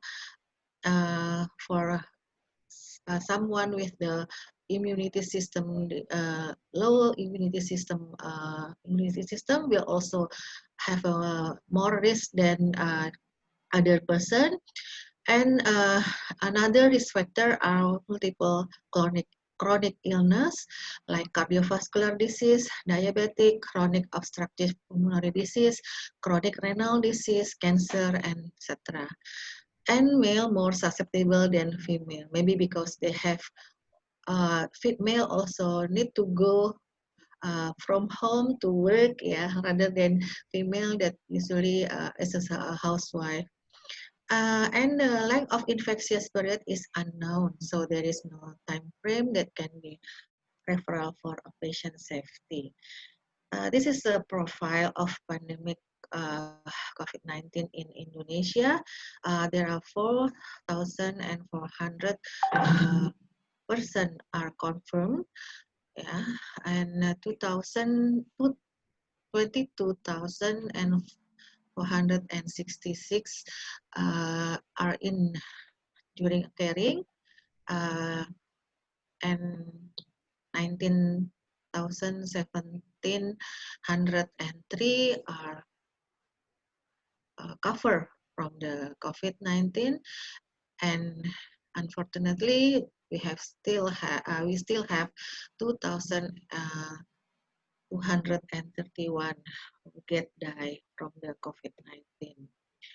And this one is COVID-19 in Indonesia. We see here there are 7 provinces that have high number. First of all are Jakarta, East Java, South Sulawesi, West Java, Central Java, South Kalimantan, and South Sulawesi. South Sumatra, I mean.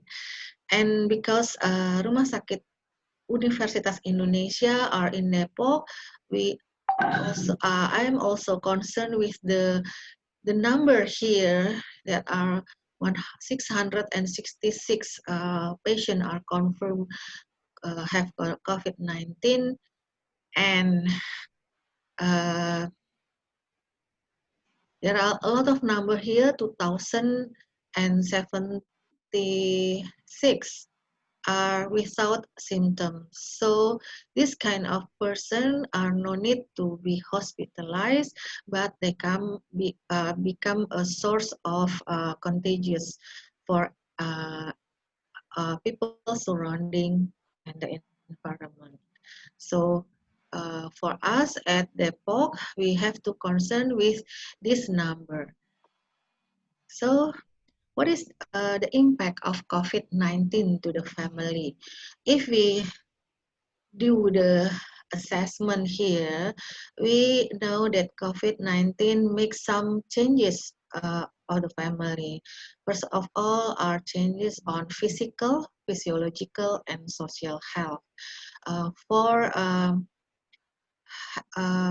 school age family member, they usually have time to play with their peers, but now they have to stay at home, listen to her fussy mother.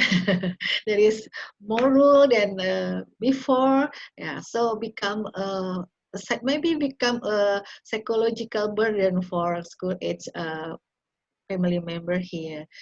And for the family member who get mild symptoms, maybe will get change on the physical. Second one is changes on healthy lifestyle. Maybe in the family there is no habit to do the hand hygiene regularly. They didn't wash their hand properly, and now the way to wash their hand should be in the six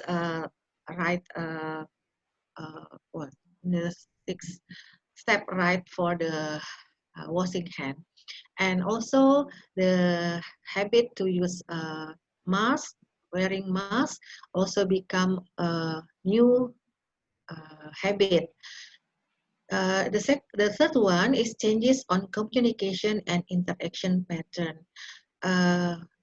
Mostly family in Indonesia, or especially in Depok and Jakarta, mother and father will go to work from 6 to 6 every day. So children will have time free to do what they want to do. But now, because there is a work from home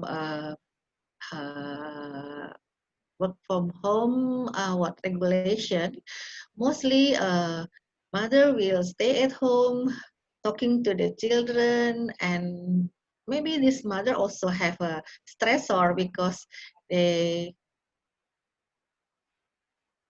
partner or their office partner, and also they don't have their me time.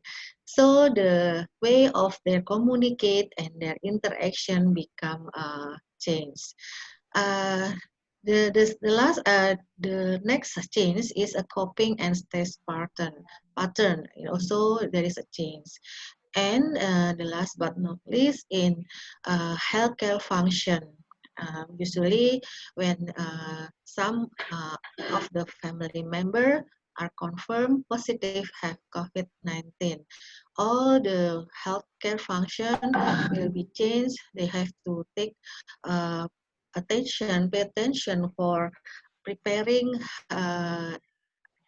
all the needs to do self-isolation for the family member who are confirmed positive. This one is the nursing roles in pandemic COVID-19. We have some roles like care provider, educator, motivator, counselor, and surveyor, as well as collaborator. As a frontliner during pandemic COVID, we have to be ready, do our role as a care provider. Nurses work at all settings under physical and psychological pressure because we work using PPA, so quite hard for nurse who use the hazmat, mask, and wearing the face shield is quite difficult to breathe sometimes, as well as a stigma. This one is quite Indonesian nurses also face stigma from their environment or home environment or their neighbor. So some of them are asking to go from their house, and so our nurses just stay at the hospital or the puskesmas or public health nursing. The second role is become an educator. We need to provide information, and some gap here. Not all the healthcare setting are provided by good connection of internet, and not all the patient have familiar with the internet. So to provide information, sometimes we have to come to the family house or to the community, their home, to give the education. It become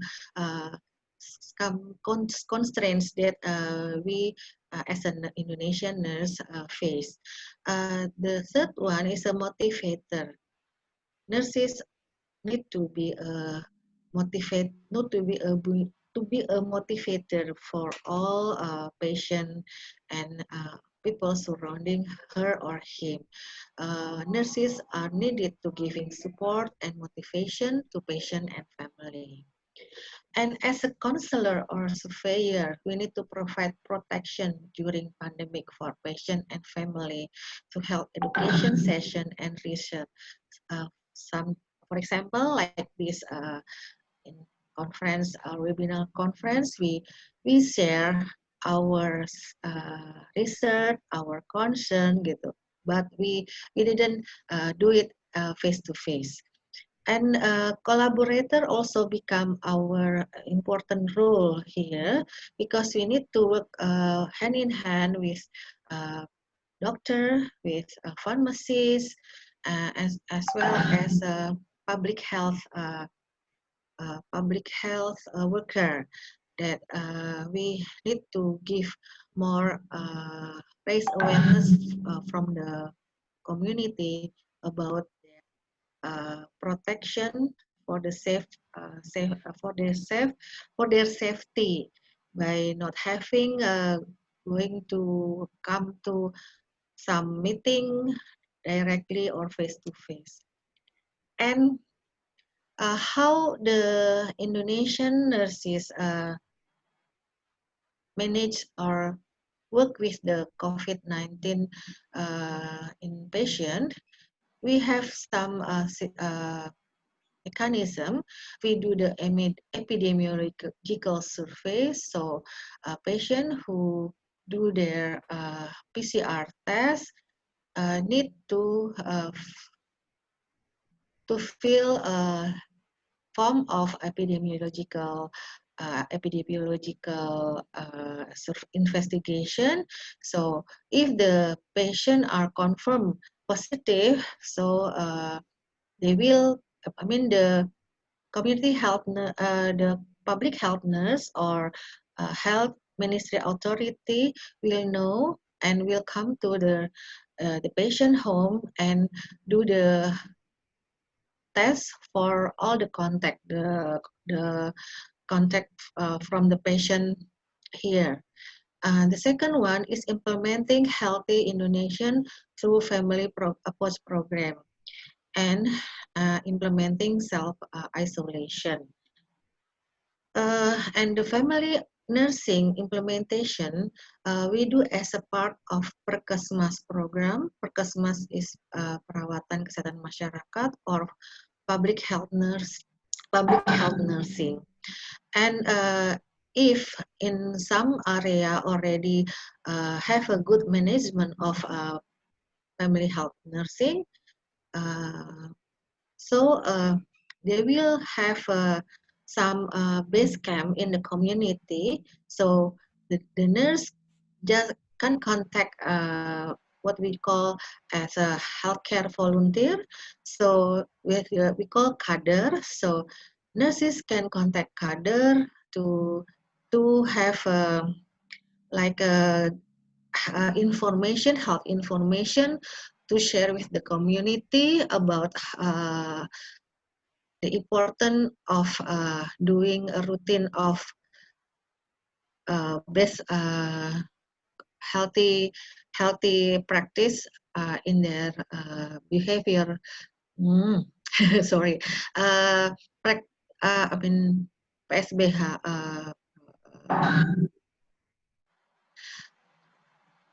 Good practice in health. So the second one is healthy Indonesian program with family approach. In Indonesia, we do have an assessment part or program, and now we do the intervention.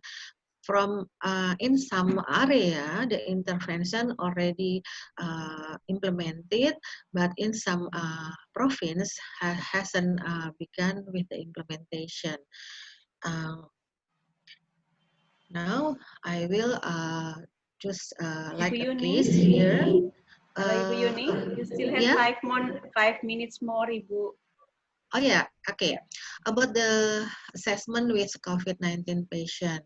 This one is about family database, physical, psychological, and social health problem, healthy lifestyle habit with family member, interaction and communication pattern, coping and adaptation pattern within family member, and healthcare function implementation. After this assessment, there are some nursing diagnoses that we can develop from ineffective health management, ineffective health maintenance, ineffective protection, caregiver tension, until interrupted family process. It can be raised from the family with COVID-19. And I will show the example of care plan for the family with COVID-19. The goal is optimize family function and capability to manage health care problem, increase immunity, provide coaching and support to maintain families' member health status. And the objective, we refer to 5 family tasks: understand the health problem, decide what will family do, daily health practices, environment modification, and access to health care. The second objective is mobilize resources in the community, receive health care as demand, and function optimal in maintain health life within family member. And this one for the first objective.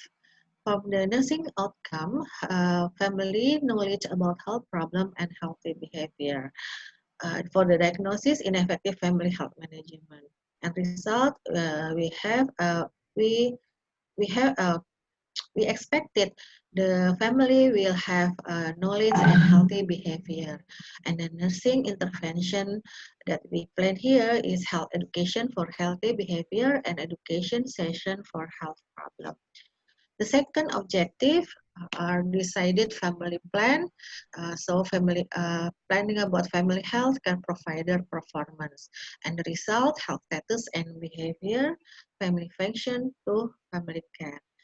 And the intervention is how to increase family support, family involvement, family presence facilitation. And the object for the third objective is caring for sick family member, and the result physical, psychological, social, and spiritual of family member. And the intervention is caregiver support and prevention of transmission. And in the third objective, I give example here what nurse can do for the family to successful self-isolation. The family support need to give support emotionally, appracial, instrumental, and informational. For the emotional support, we need to giving attention to health condition, giving motivation during self-isolation, listening and accompanying the family member.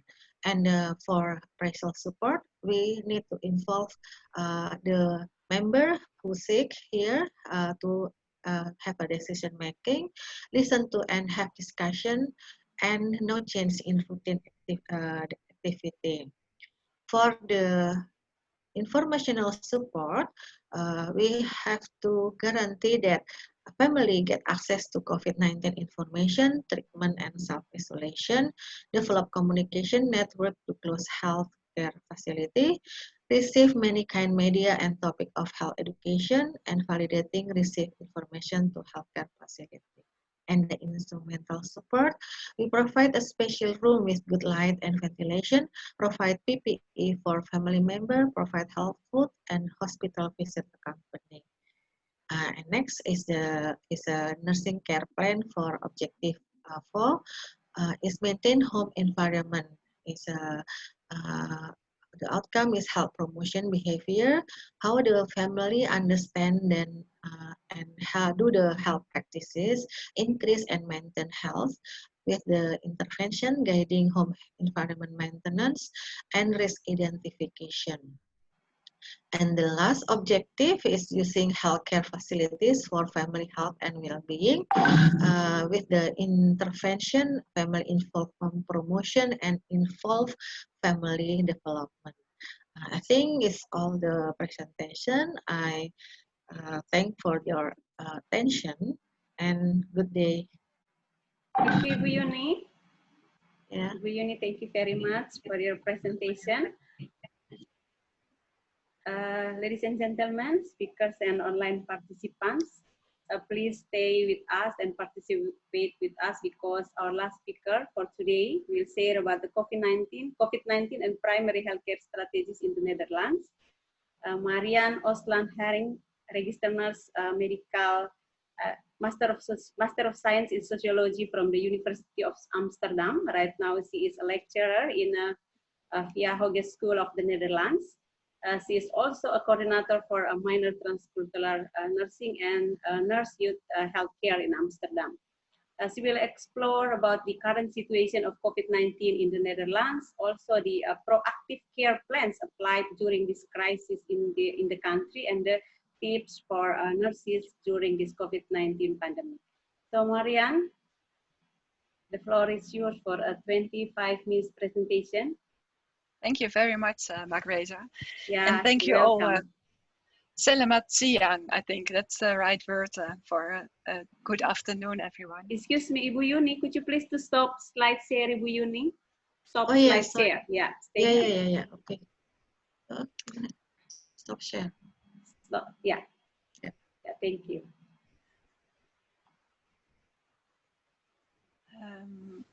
I think. Do you see the PowerPoint? Yeah. Right yeah. We already see your PowerPoint. Okay. But could you please to show the slides? So slides.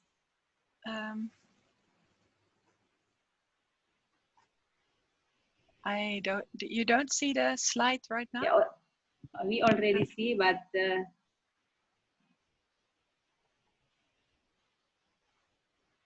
I don't know what I have to do now. Okay, but it's okay. It's okay. You can. It's okay. Yeah. Yeah. Okay. Okay. Well, thank you very much for this invitation, and I found it really interesting to hear all of your stories, and it's so nice to feel connected with all nurses around the whole world. So that's really nice. Well, my name is Marian Harink. I'm a teacher in nursing at the University in Zwolle, VIAA, which is in the Netherlands. And today I would like to tell you something about COVID and nursing care in the Netherlands. I'm not in the front line. I coach nursing students of our school during their internships, for example. And I will start with a general talk about COVID and the Dutch policy in the Netherlands. And thereafter, I speak about the COVID crisis in the hospitals and community care and interventions, about anxiousness, taking care of healthcare professionals, and our best practices. It's just a small part of the reality, but I hope you have get a good view of the nursing care in the Netherlands. Do you see my next slide now? Yeah. Okay. Well, on Thursday, February, the first infection with the coronavirus was a fact. And since March, half March, the Netherlands has been in an intelligent lockdown. This means that people can still go outside, but schools and childcare, restaurants, cafes are closed and people have to work at home. Last week, the schools and childcare start again. So it's really exciting what happens now in this time with the COVID crisis. On April 11, the curve hit its highest point with new cases of corona. There are currently over 6,000 deadly victims, and this amounts 35 per 100,000 persons in the Netherlands. Fortunately, there has been no overload of the healthcare system. However, doctors and nurses and other support services have to make every effort. Special corona wards appeared in hospitals, and much regular care was stopped if possible. The RIVM, that is our National Institute for Public Health, has always informed the citizens about the number of infections.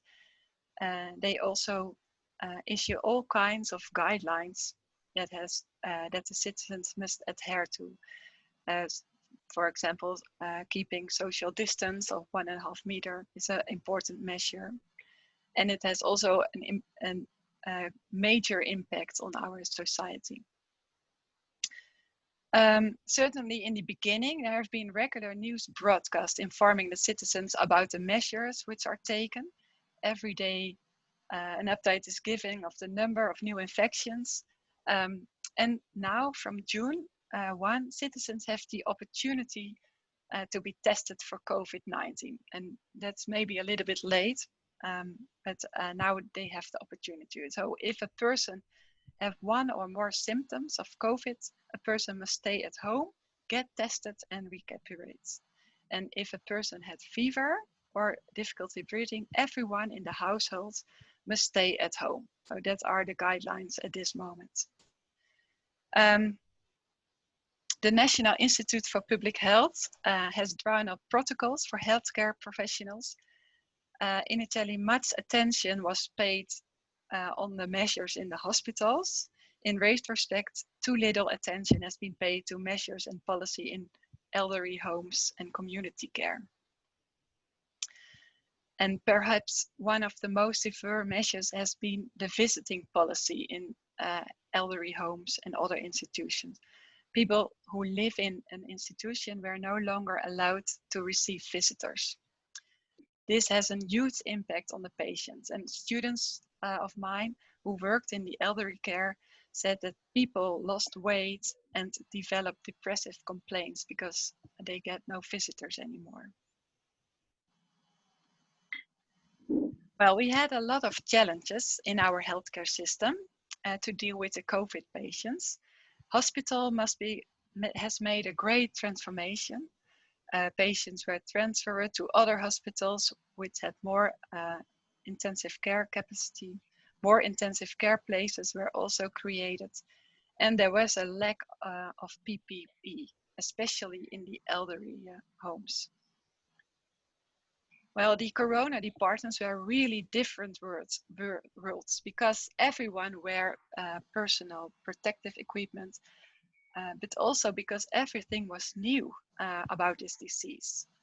An important point of attention in this was to be careful not being primarily a logistic process, but to keep humanity in mind. Because the clinical presentation of COVID is so erratic, clients can deteriorate enormously in half an hour. The patient does not really feel how sick he or she is, and that is also difficult for the family too. It's, for example, difficult to be on time to say goodbye. In this period, much has been developed. So training for nurses has been made available. Some organizations made e-learnings about isolation nursing, dyspnea, and other themes that are discussed at COVID-19. And for example, also a pocket card about the clinical presentation has been designed because many healthcare workers from other departments were deployed, and it's useful to share the knowledge about the disease immediately. And outside the hospital, a special team of nurses has been set up to care for corona patients in their homes. These teams worked from a hotel where they were driven to the corona patients by taxi drivers. Now we know much more about the impact of the coronavirus on people. And professionals have seen that not every patient is able to receive treatment on the intensive care. COVID-19 is an incurable disease. Not the doctor, but the body heals the sick person. So the hospital can support, but not cure. In the hospitals are researchers such as oxygen, medication, and if a patient is fit enough, he or she can be treated on the intensive care. But other resources are being cut. So there is no longer any support from home, contact with their loved ones. Therefore, proactive care planning is necessary. Clients are encouraged to already discuss healthcare possibilities with their GPs and their loved ones in case someone gets sick from COVID.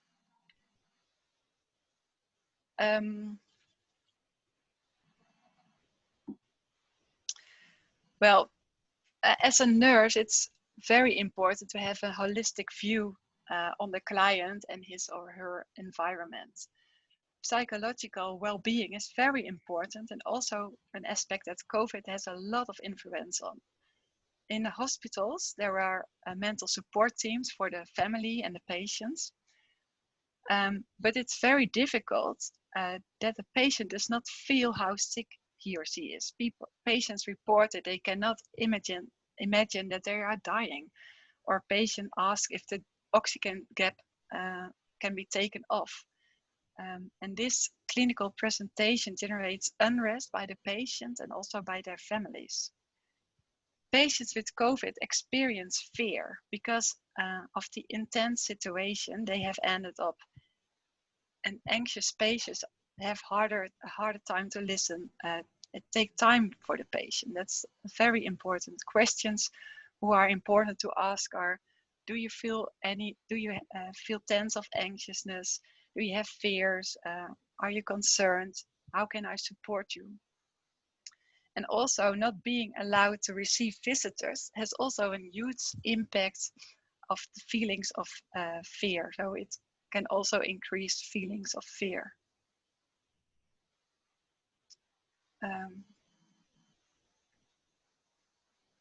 Well, nurses and other care providers are often unrecognizable due to protection measures. And also that can increase feelings of fear.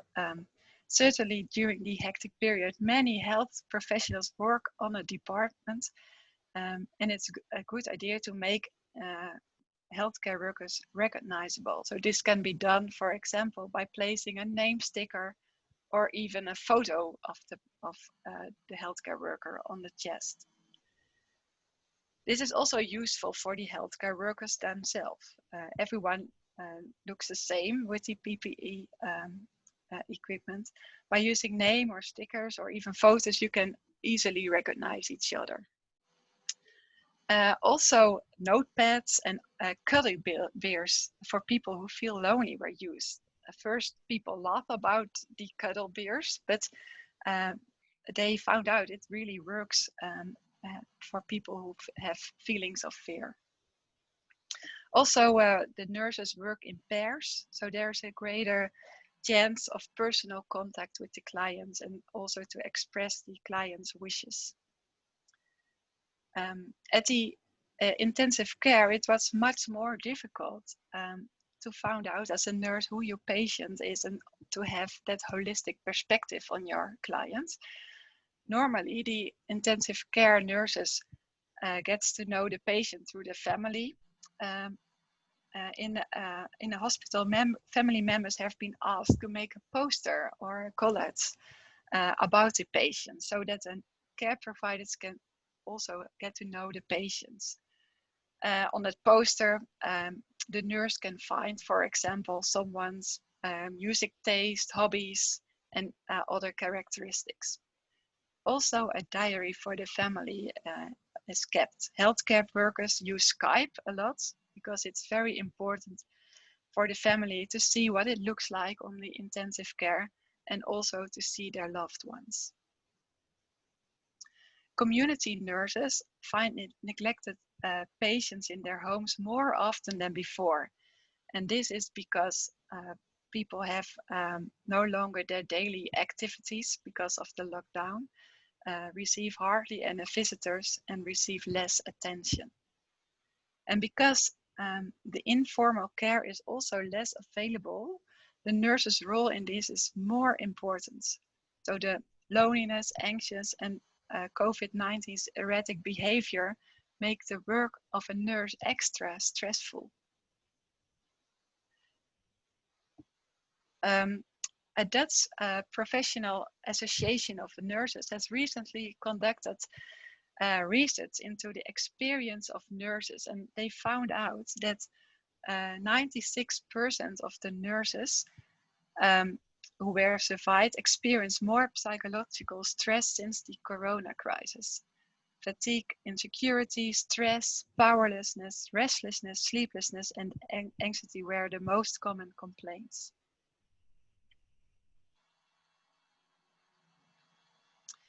Especially in the hectic periods and even now, it's very important also to take good care of the healthcare professionals in the hospitals and in other healthcare institutions. Caring for each other is extremely important. Have to pay attention for each other. Health professionals must have enough time to relax between the shifts.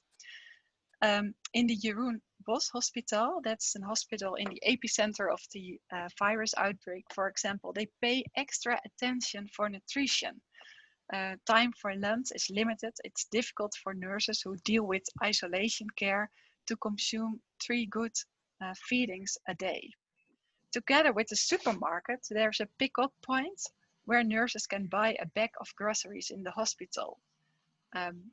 Because in the supermarket, maybe you have also the same experience when in the afternoon there were no products available anymore. So this is very helpful for nurses.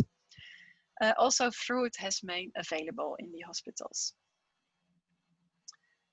And isolated nursing is physically difficult for nurses because of the heat, and cooling vest and slush puppies, ice drinks, were offered to cool down before, during, and after the shift.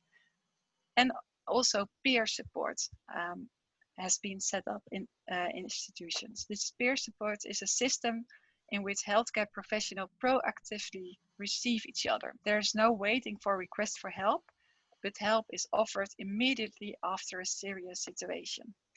And this is also something that's now being developed online. So nurses can share their story in an environment where interaction is possible. And this can also be done anonymously. Okay, where do we go from here? The number of corona patients in hospitals is decreasing now, and also care is resumed step by step. But the threat of a second wave is still present. So the primary schools are open and more measures become more relaxed. So we have to find out what happened in our society. Well, the recordings of corona patients have brought more attention to how drastic intensive care can be for body and mind. For corona patients, the struggle only starts after the intensive care.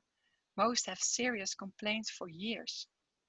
It is estimated approximately 80% of corona patients who are on a ventilator or breathing machine will soon have post-intensive care syndrome.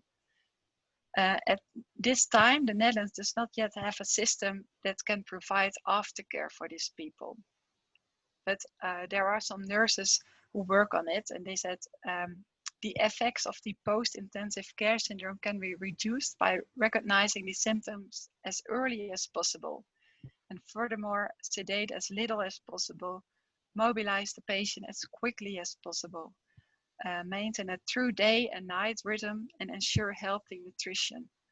And also keep a diary for patients during their intensive care admission can help to cope with the process. Well, although that society has generally adhered well to the measures drawn up by the government, there is also an increasing resistance from citizens against these measures. We hope that we will not have a new wave of corona infections.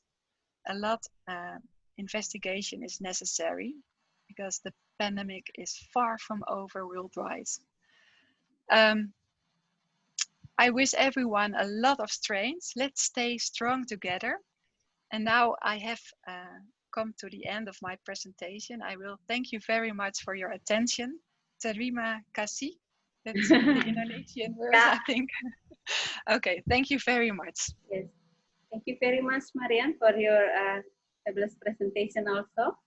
And also, I would like to say thank you very much for all participants who are still with us until now.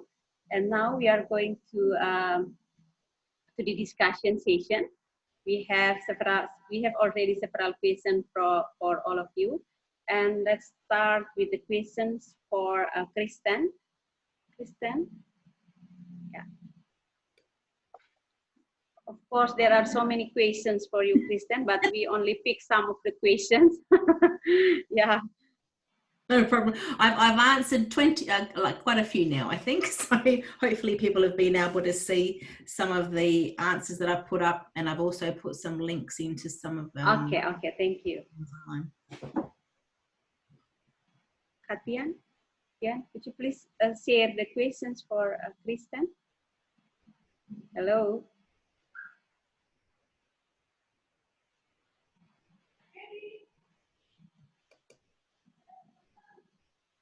Hello. Yeah. We start with the question for Kristen. Okay.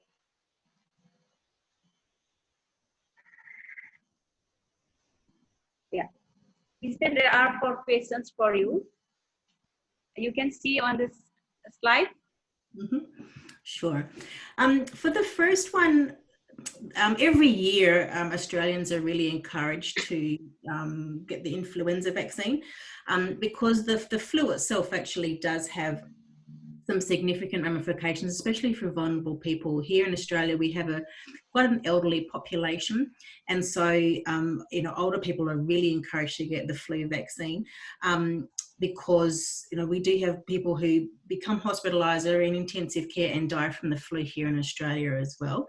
And so at a time where we have, you know, elderly people who are vulnerable from COVID-19, you know, you're not wanting them to be impacted by flu, which then will decrease their immune system and their ability to recover from COVID-19 if they actually become infected with that. And so that's a really important thing. Here we have the flu shot is available in our immunisation program, and health workers are certainly encouraged to get it, the elderly, children. It is something that we have every year, and it has been really pushed this year as well in this pandemic. So it really is to prevent the issues from the flu itself, but also in this COVID-19 area is really important as well. In terms of the next question, okay, so the World Health Organization, and certainly in Australia, we are still encouraging breastfeeding, and there's no research to show that COVID-19 is transmitted through breast milk. However, women are at risk of, if they do have COVID-19, of transmitting that to their baby if they were to cough on them, or if they were to have, you know, their hands with the virus on it and then touch the baby's face. So we are still encouraging breastfeeding, but certainly we are asking women to be really careful in terms of their hygiene, washing their hands, not coughing on their children whilst they're breastfeeding, and potentially using masks in that area to prevent transmission of COVID-19 to their baby. We don't have many babies, I believe, who have had COVID-19 here. But certainly we are being very, very mindful to be careful around neonates.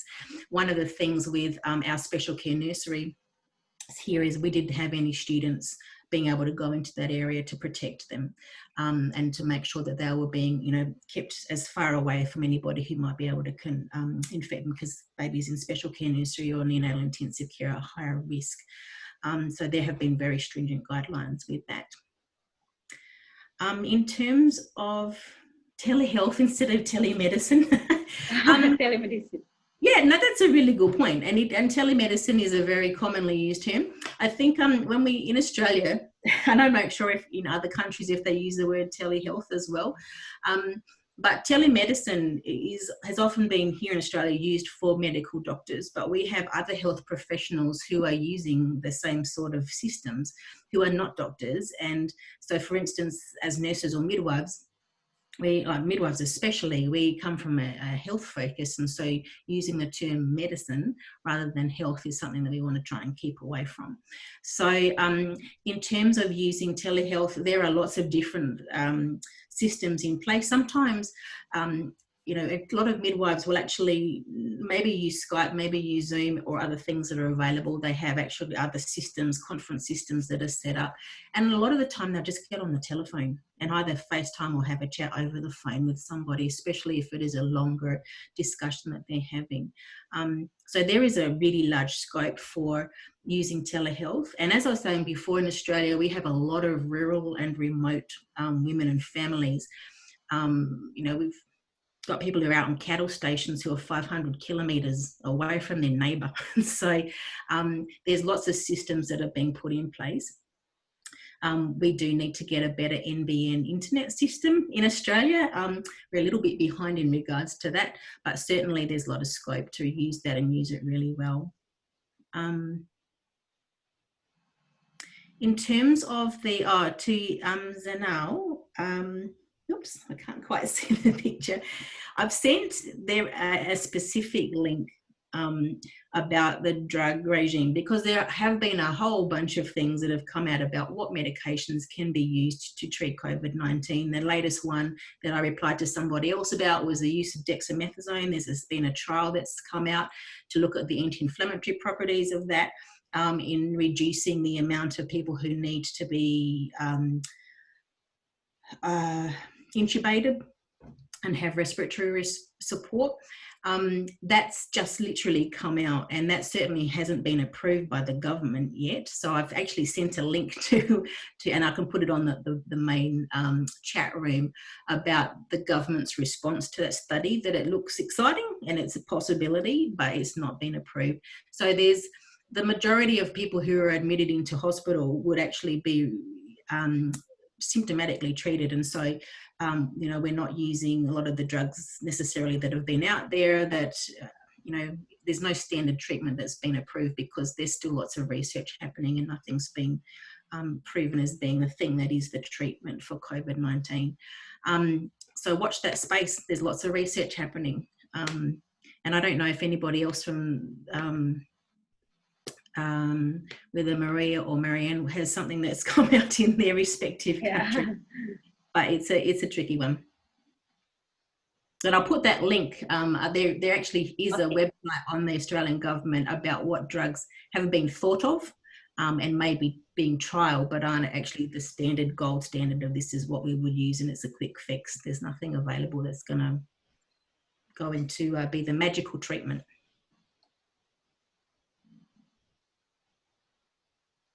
Okay. Yeah, I think. And one thing, just there was a question I think related to that, is there a standard treatment from national level? The Australian government, they will, if something comes up, they probably will send out a recommendation, but each state has their own health department that then comes up with their own guidelines that link back into the national government and health department. And so the hospitals will usually have guidelines that are sent out to them and developed in line with their state Department of Health.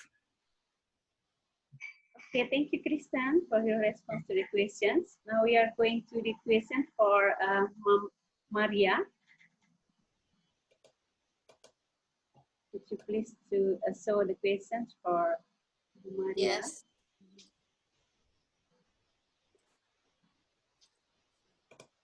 Hello, yeah.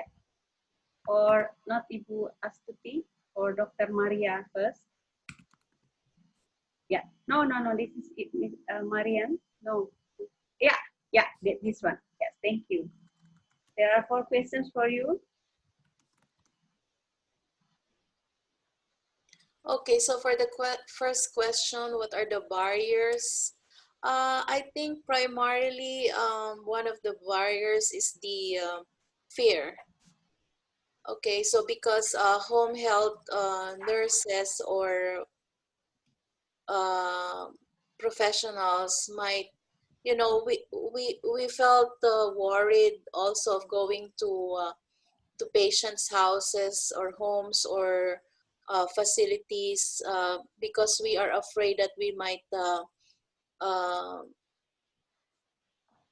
acquire the COVID-19 virus as well. So, and then at the same time is if the patients or if the family are not open to health teachings or education pertaining to COVID-19 protocols, that's also a barrier. And another thing is if there is a communication barrier per se, if there is a language barrier wherein the family or the patient cannot really understand what's really going on. Especially, I had a question there, especially if the patient is demented or has Alzheimer's, so how can we do the health teachings to them? So very basic information that we give them is we hand them face mask. We ask them to do hand washing. Of course, it's very difficult for them to really understand it's all about COVID, but the basic thing that they really have to put mask whenever they go out or whenever there are people around them is already a big deal for us. And then second, what do you think of the view that home care will increase the risk of COVID transmission through health workers? Yeah, we are also considering that. That's why it is really very important that first and foremost, the home care personnel must be educated well on how to, on how to decrease or minimize the mode of transmission. So the proper use of PPEs and the strict implementation of the protocols and guidelines when you are going to patients' bedside or to their homes is really very crucial.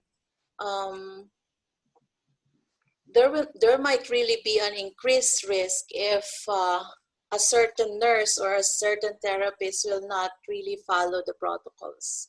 But as long as everybody's following the protocols, but because what we do here is before we proceed to patient's house, we try to browse the referrals and we check the status or the screening or the result of the COVID test, or we try to do the survey on phone. We ask several questions, whether they have the symptoms, whether they travel or not, whether they were in contact with the COVID positive patients or not.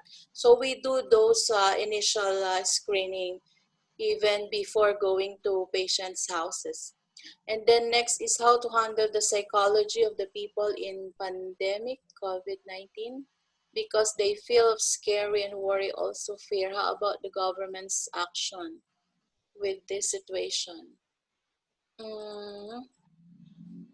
About the because really the anxiety disorders, the depression really increase during this time of pandemic. So this is not only limited to those people who acquire the disease, but also it extends to their families and to everyone.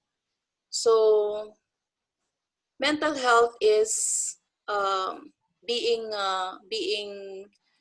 implemented as well, and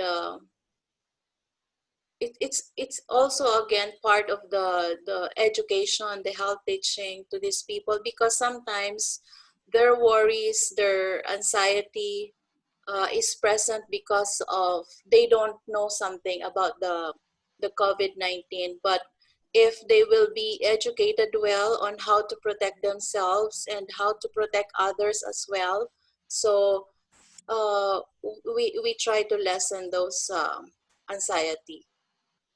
And then allow me to ask a question. In your activities community, have you ever feel afraid? Yes. Yes.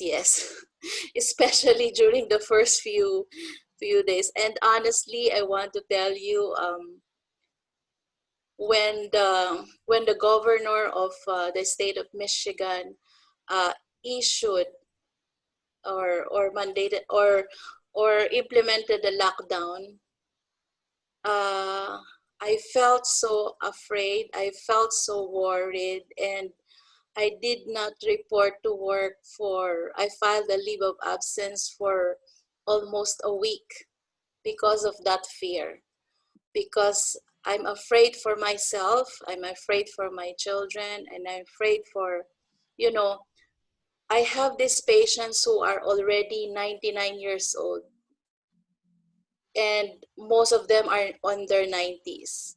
What I'm afraid of is I might be a courier and I might transfer to them the virus. And that's my fear, because I don't want to compromise the health of my patients. They reach 99, they reach 98, and then all of a sudden, Maria will just go in there and then give them the worst, the nightmare. So that's my fear initially, but later on I was able to conquer that. I was able to I read a lot about COVID.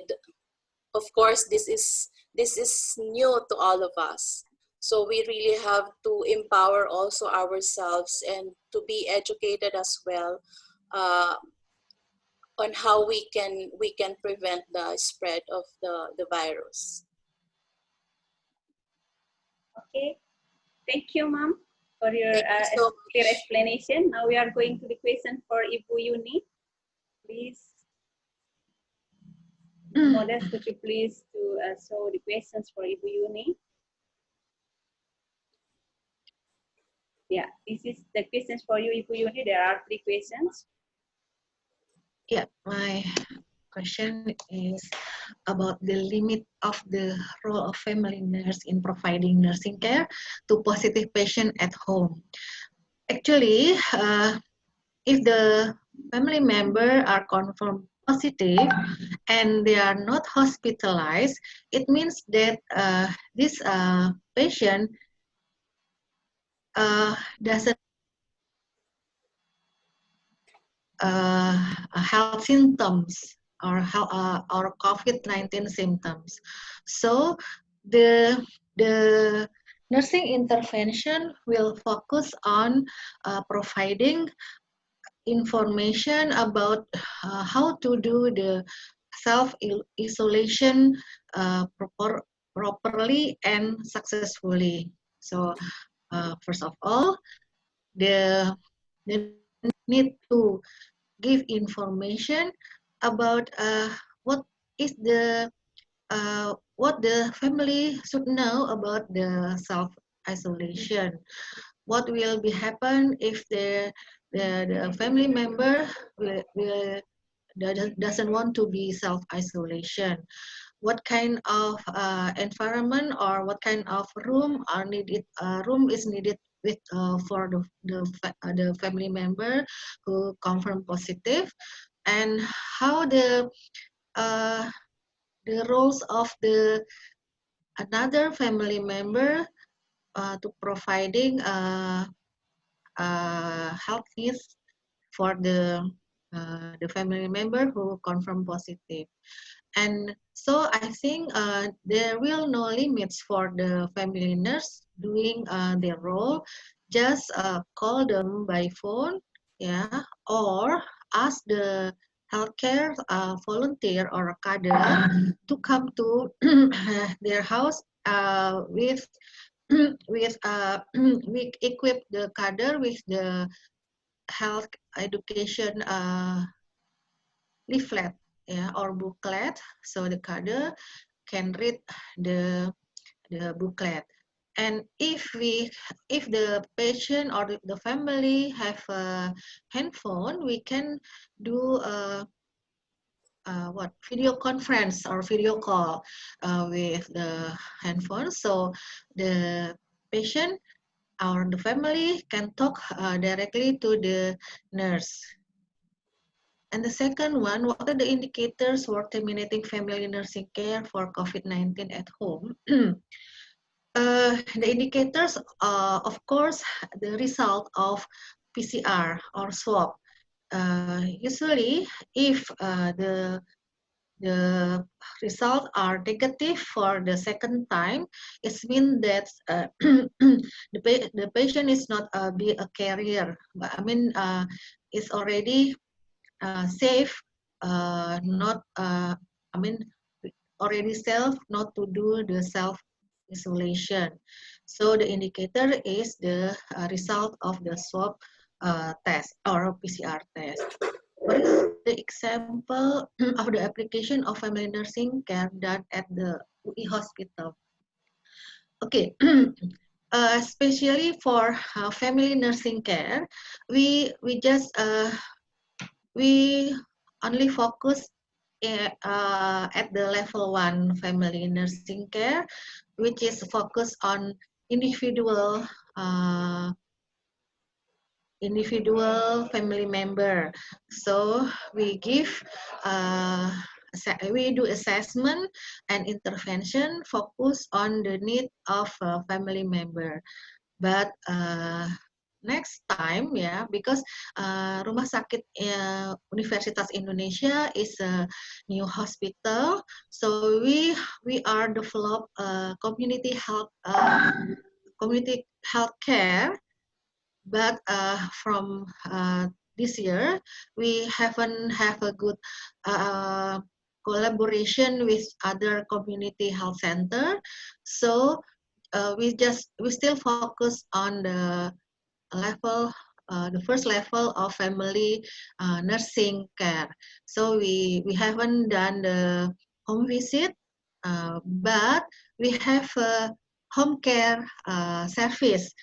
it's slightly different between family nursing care and home care service. We Rumah Sakit UI, UI Hospital have a home care, have a home care services, but we haven't developed family nursing services. Maybe it's enough, Ibu Teli? Yeah, thank you, Ibu Yuni, for your clear explanation. Now we are going to the questions for Marian. The questions for Marian. Ibu Modest, could you please to show the questions for Marian?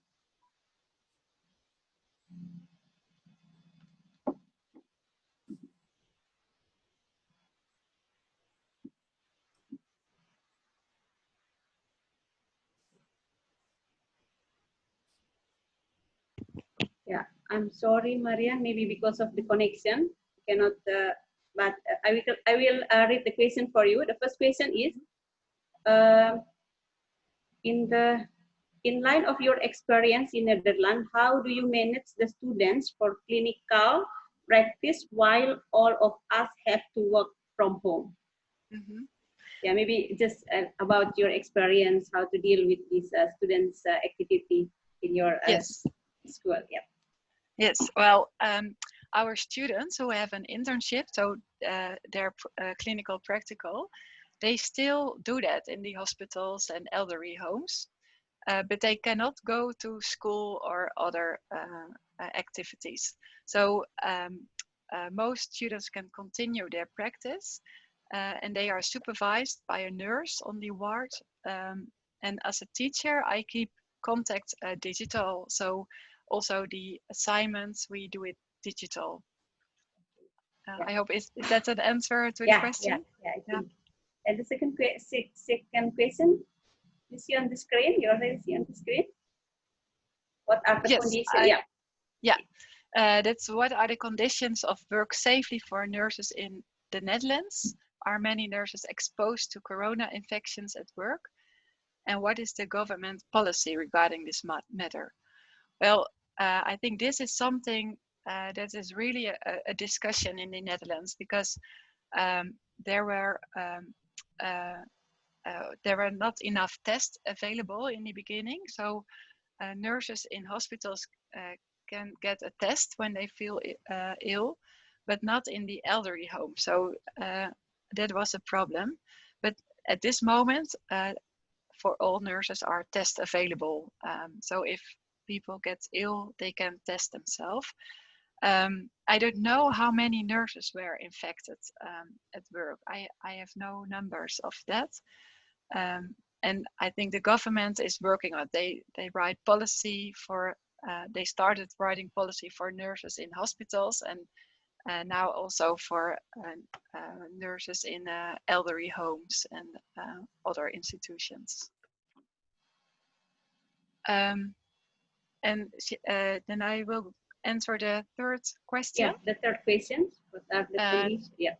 Yeah, that's what are the conditions of home care in the Netherlands related to restrictions on home visits? Do nurses still make home visits? Yes, nurses make still the home visits. Normally, and that is for our student more difficult, because one nurse can visit the patient. So when our students want to come with a nurse, that was not possible. So students who work in the community care, they have to stop their clinical part. But nurses do still visit patients, and there are also protocols available for what if a patient is ill, what kind of PPE does a nurse need. So the government make all that kind of protocols for the nurses. So I think in the care, and now I see it's become more normal. So people are not that afraid anymore to get ill, but they have to still be aware that it can happen, of course. But it's more relaxed now than it was before. Yeah. Thank you, Marian. And now we are going to the questions for Pak Lon. questions for Pak Lon. Pak Lon, if you already have the question, just continue to answer the questions. We are not going to wait for the slide. If you already have, just please answer the question. Yep. Okay. Thank you so much for the question. I try to answer the first question. I think the main thing we have to remember is community empowerment. In the era of COVID, we have to work together. PHC also have their limitation. And the most important thing to strengthen them is to stop the spreading of the disease. We as the community have to adhere with the COVID-19 protocol. Thus, we could have the medical workers, not only in the PHC, but also in hospital. And the second question, for the second question, we could not be tired to give health education. I think we could not be tired to give health education. Every time, everywhere, we give education for the people. And the third question, I think we have to modify something to have running water. Like what we do in Kupang and some area, we use the modified container so we could have running water. I think enough, Ibu Moderator. Yes, thank you, Pak Lon.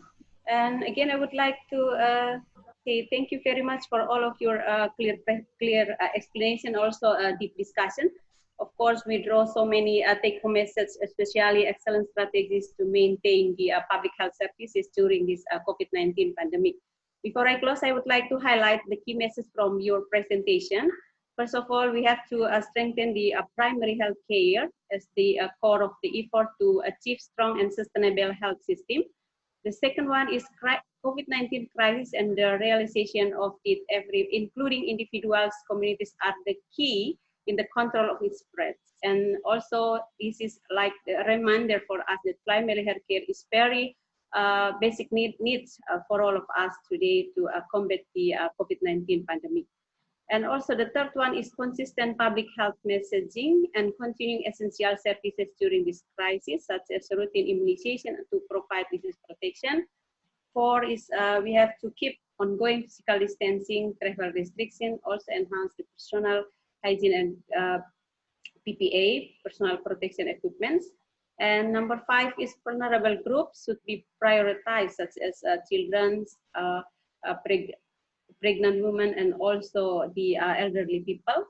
The 6 is infection prevention and control precaution for staff and also the vulnerable groups. The 8, develop clear protocols and guidelines for health emergencies for the future health challenges. I think this is very important. We have to be more prepared for the health emergencies in the future.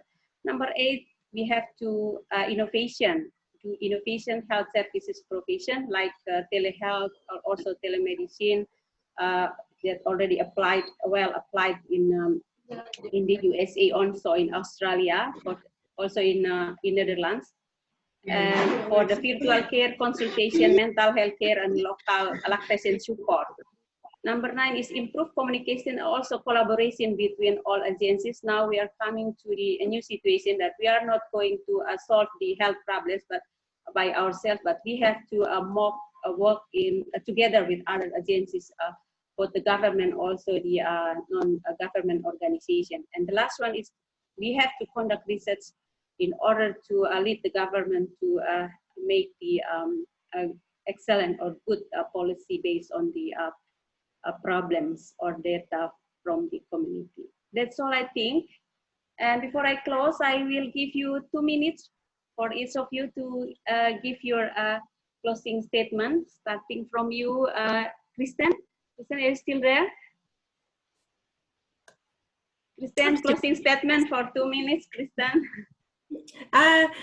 Surely. Look, I just would encourage everybody to stay safe and to really be able to provide any of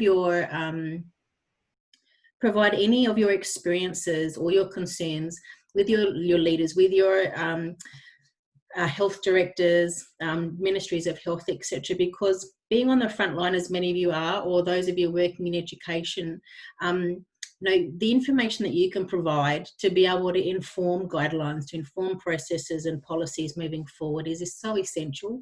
Often decisions are made at such high levels, but unless they're getting information from the front line of people who are really experiencing the impact of COVID-19 and are able to convey the impact on health service provision, on health workers, on our beneficiaries, those policies might not actually be written in a way that's going to be beneficial. So make sure that you have a voice, and nurses and midwives really have a great capacity and a great knowledge and experience to be able to be a really, really important voice in those decisions. So stay safe, everybody, and it's been an absolute pleasure to hear so many experiences, stories, and to have some great questions asked. So really, it's a pleasure. Thank you. Thank you, Kristen. Now, Dr. Maria.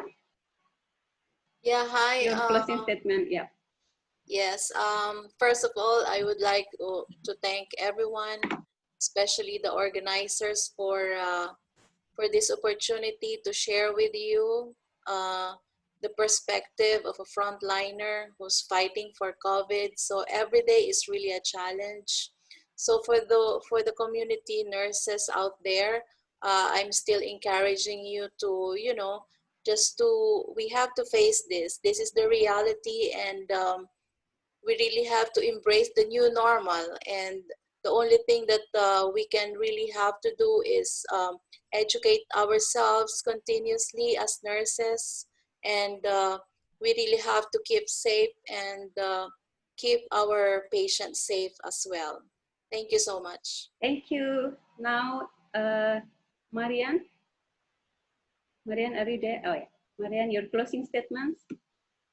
Well, I think it was really nice and inspiring to listen to all of you and to be all together as a nurse.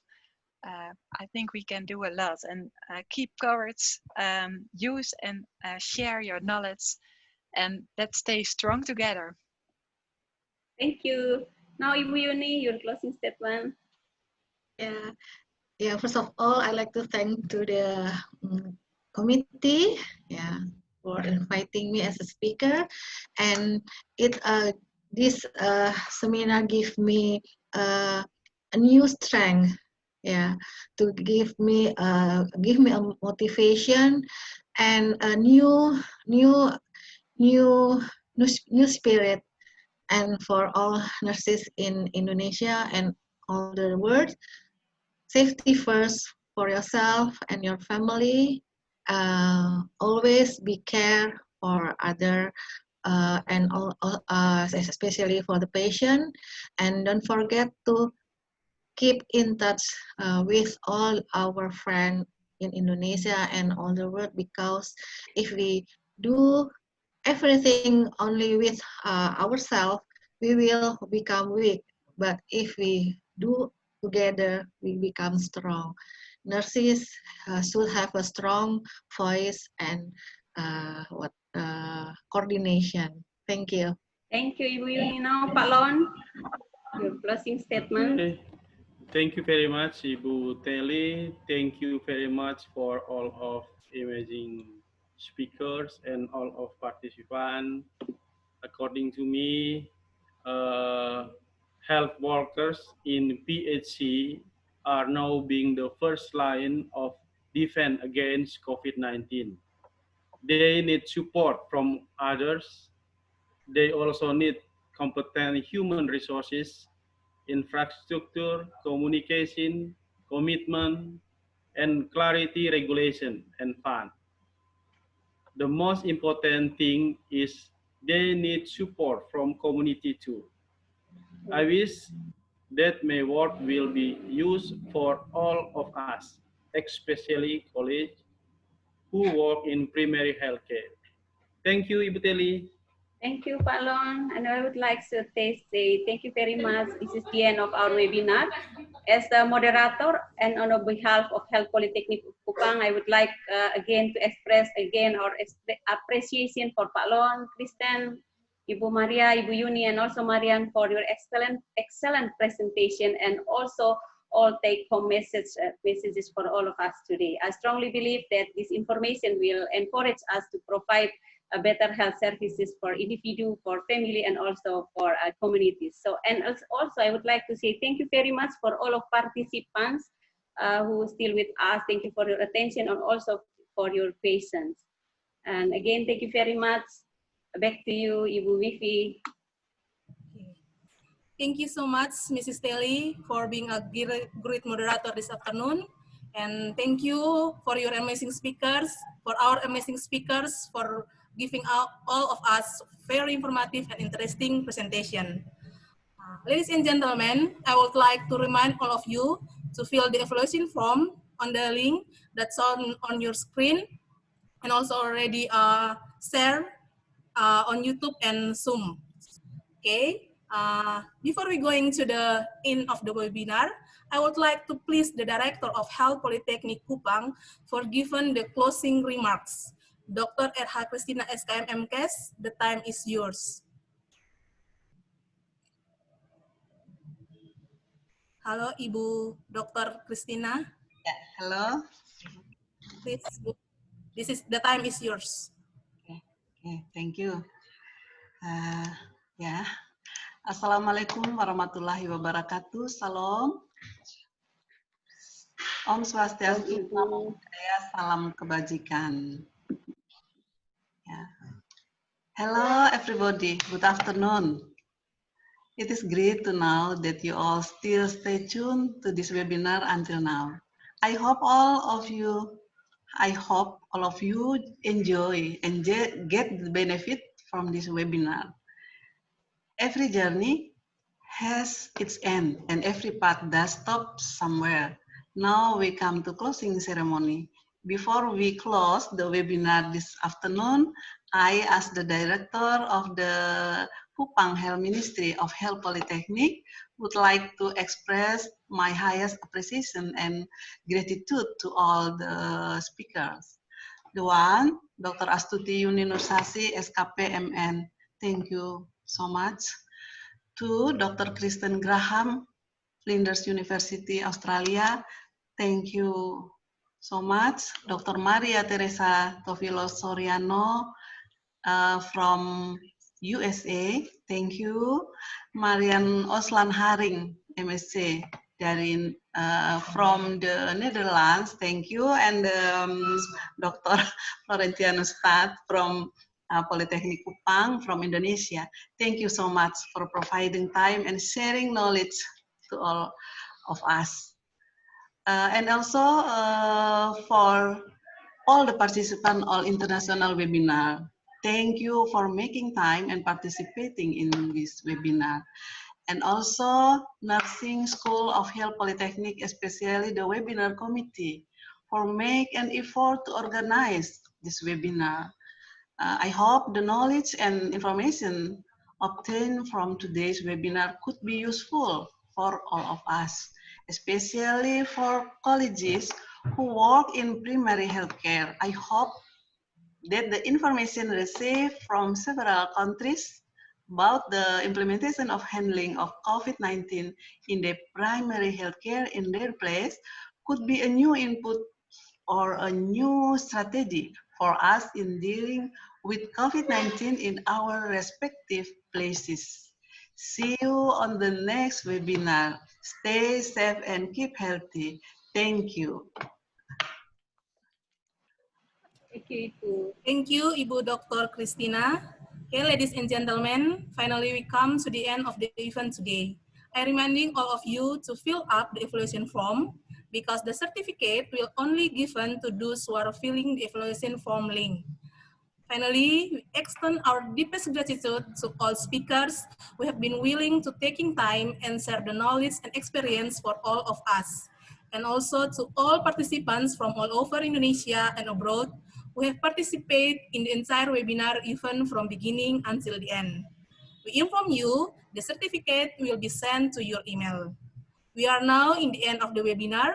I hope you have a great time with us and hoping that today's webinar presentation make an informative and useful talk for all of you. Thank you for spending time with us today. God bless.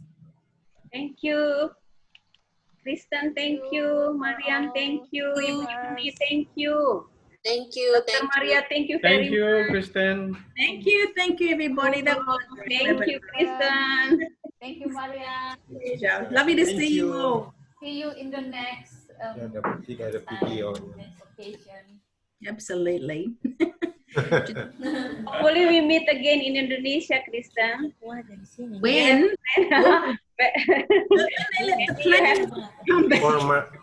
For Marian too. Plan to yeah. Welcome to Indonesia. 2021. Next year, I hope to be in Indonesia because the ICM, International Confederation of Midwives Conference is in. Yeah. I'll see if I can come and visit. Okay, yeah.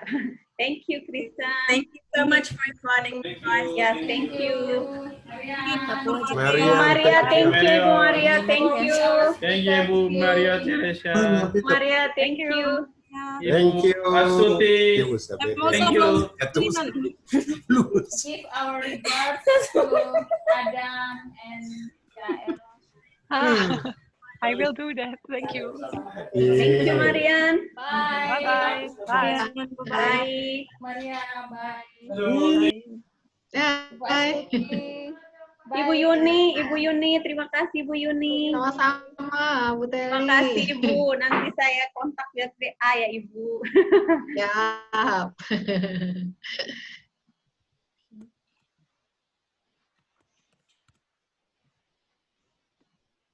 Dr. Maria, thank you so much.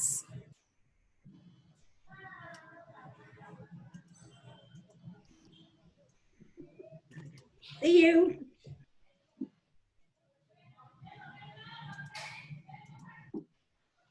Ibu Yuni masih di sana kah? Are you still there? Ibu Yuni?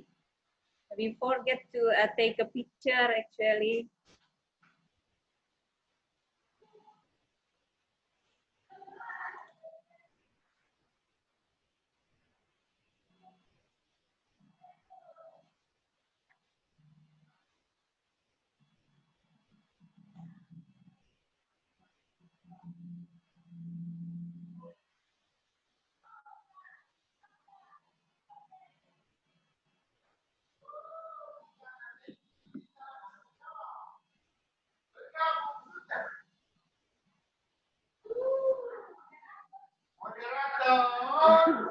Thank you.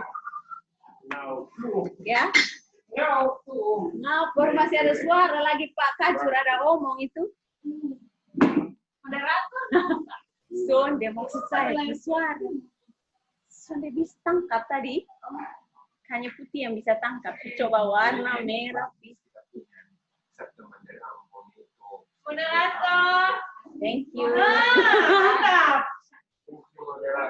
Aduh, masih dengar kita suara ya? Su disconnect dari live jadi tidak masalah.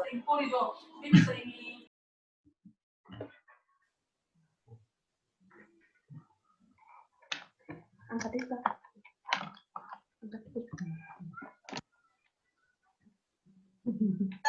Hello everybody, thank you very much. Thank you so much. Your perfect presentation, doing job, it's okay. Good, very good. Masih ada, Teresa.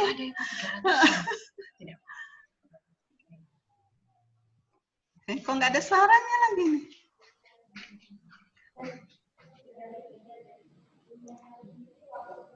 Halo Ibu Teli. Nggak ada suaranya. Ya, dia masih.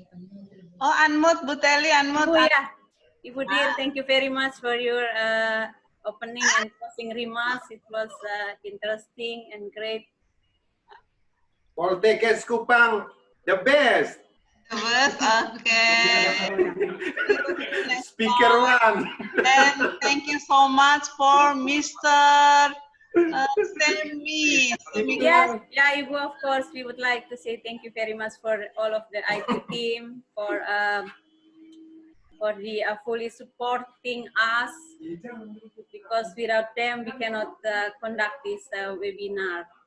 Thank you, Ibu, and also Ibu, I would like to say thank you very much for your because you already provide the permission to to upgrade the webinar to the education, because previously we have the pro, and then right now we have a webinar for the education. So there will be one feature for translation. So thank you very much, Ibu, for supporting us. Yeah.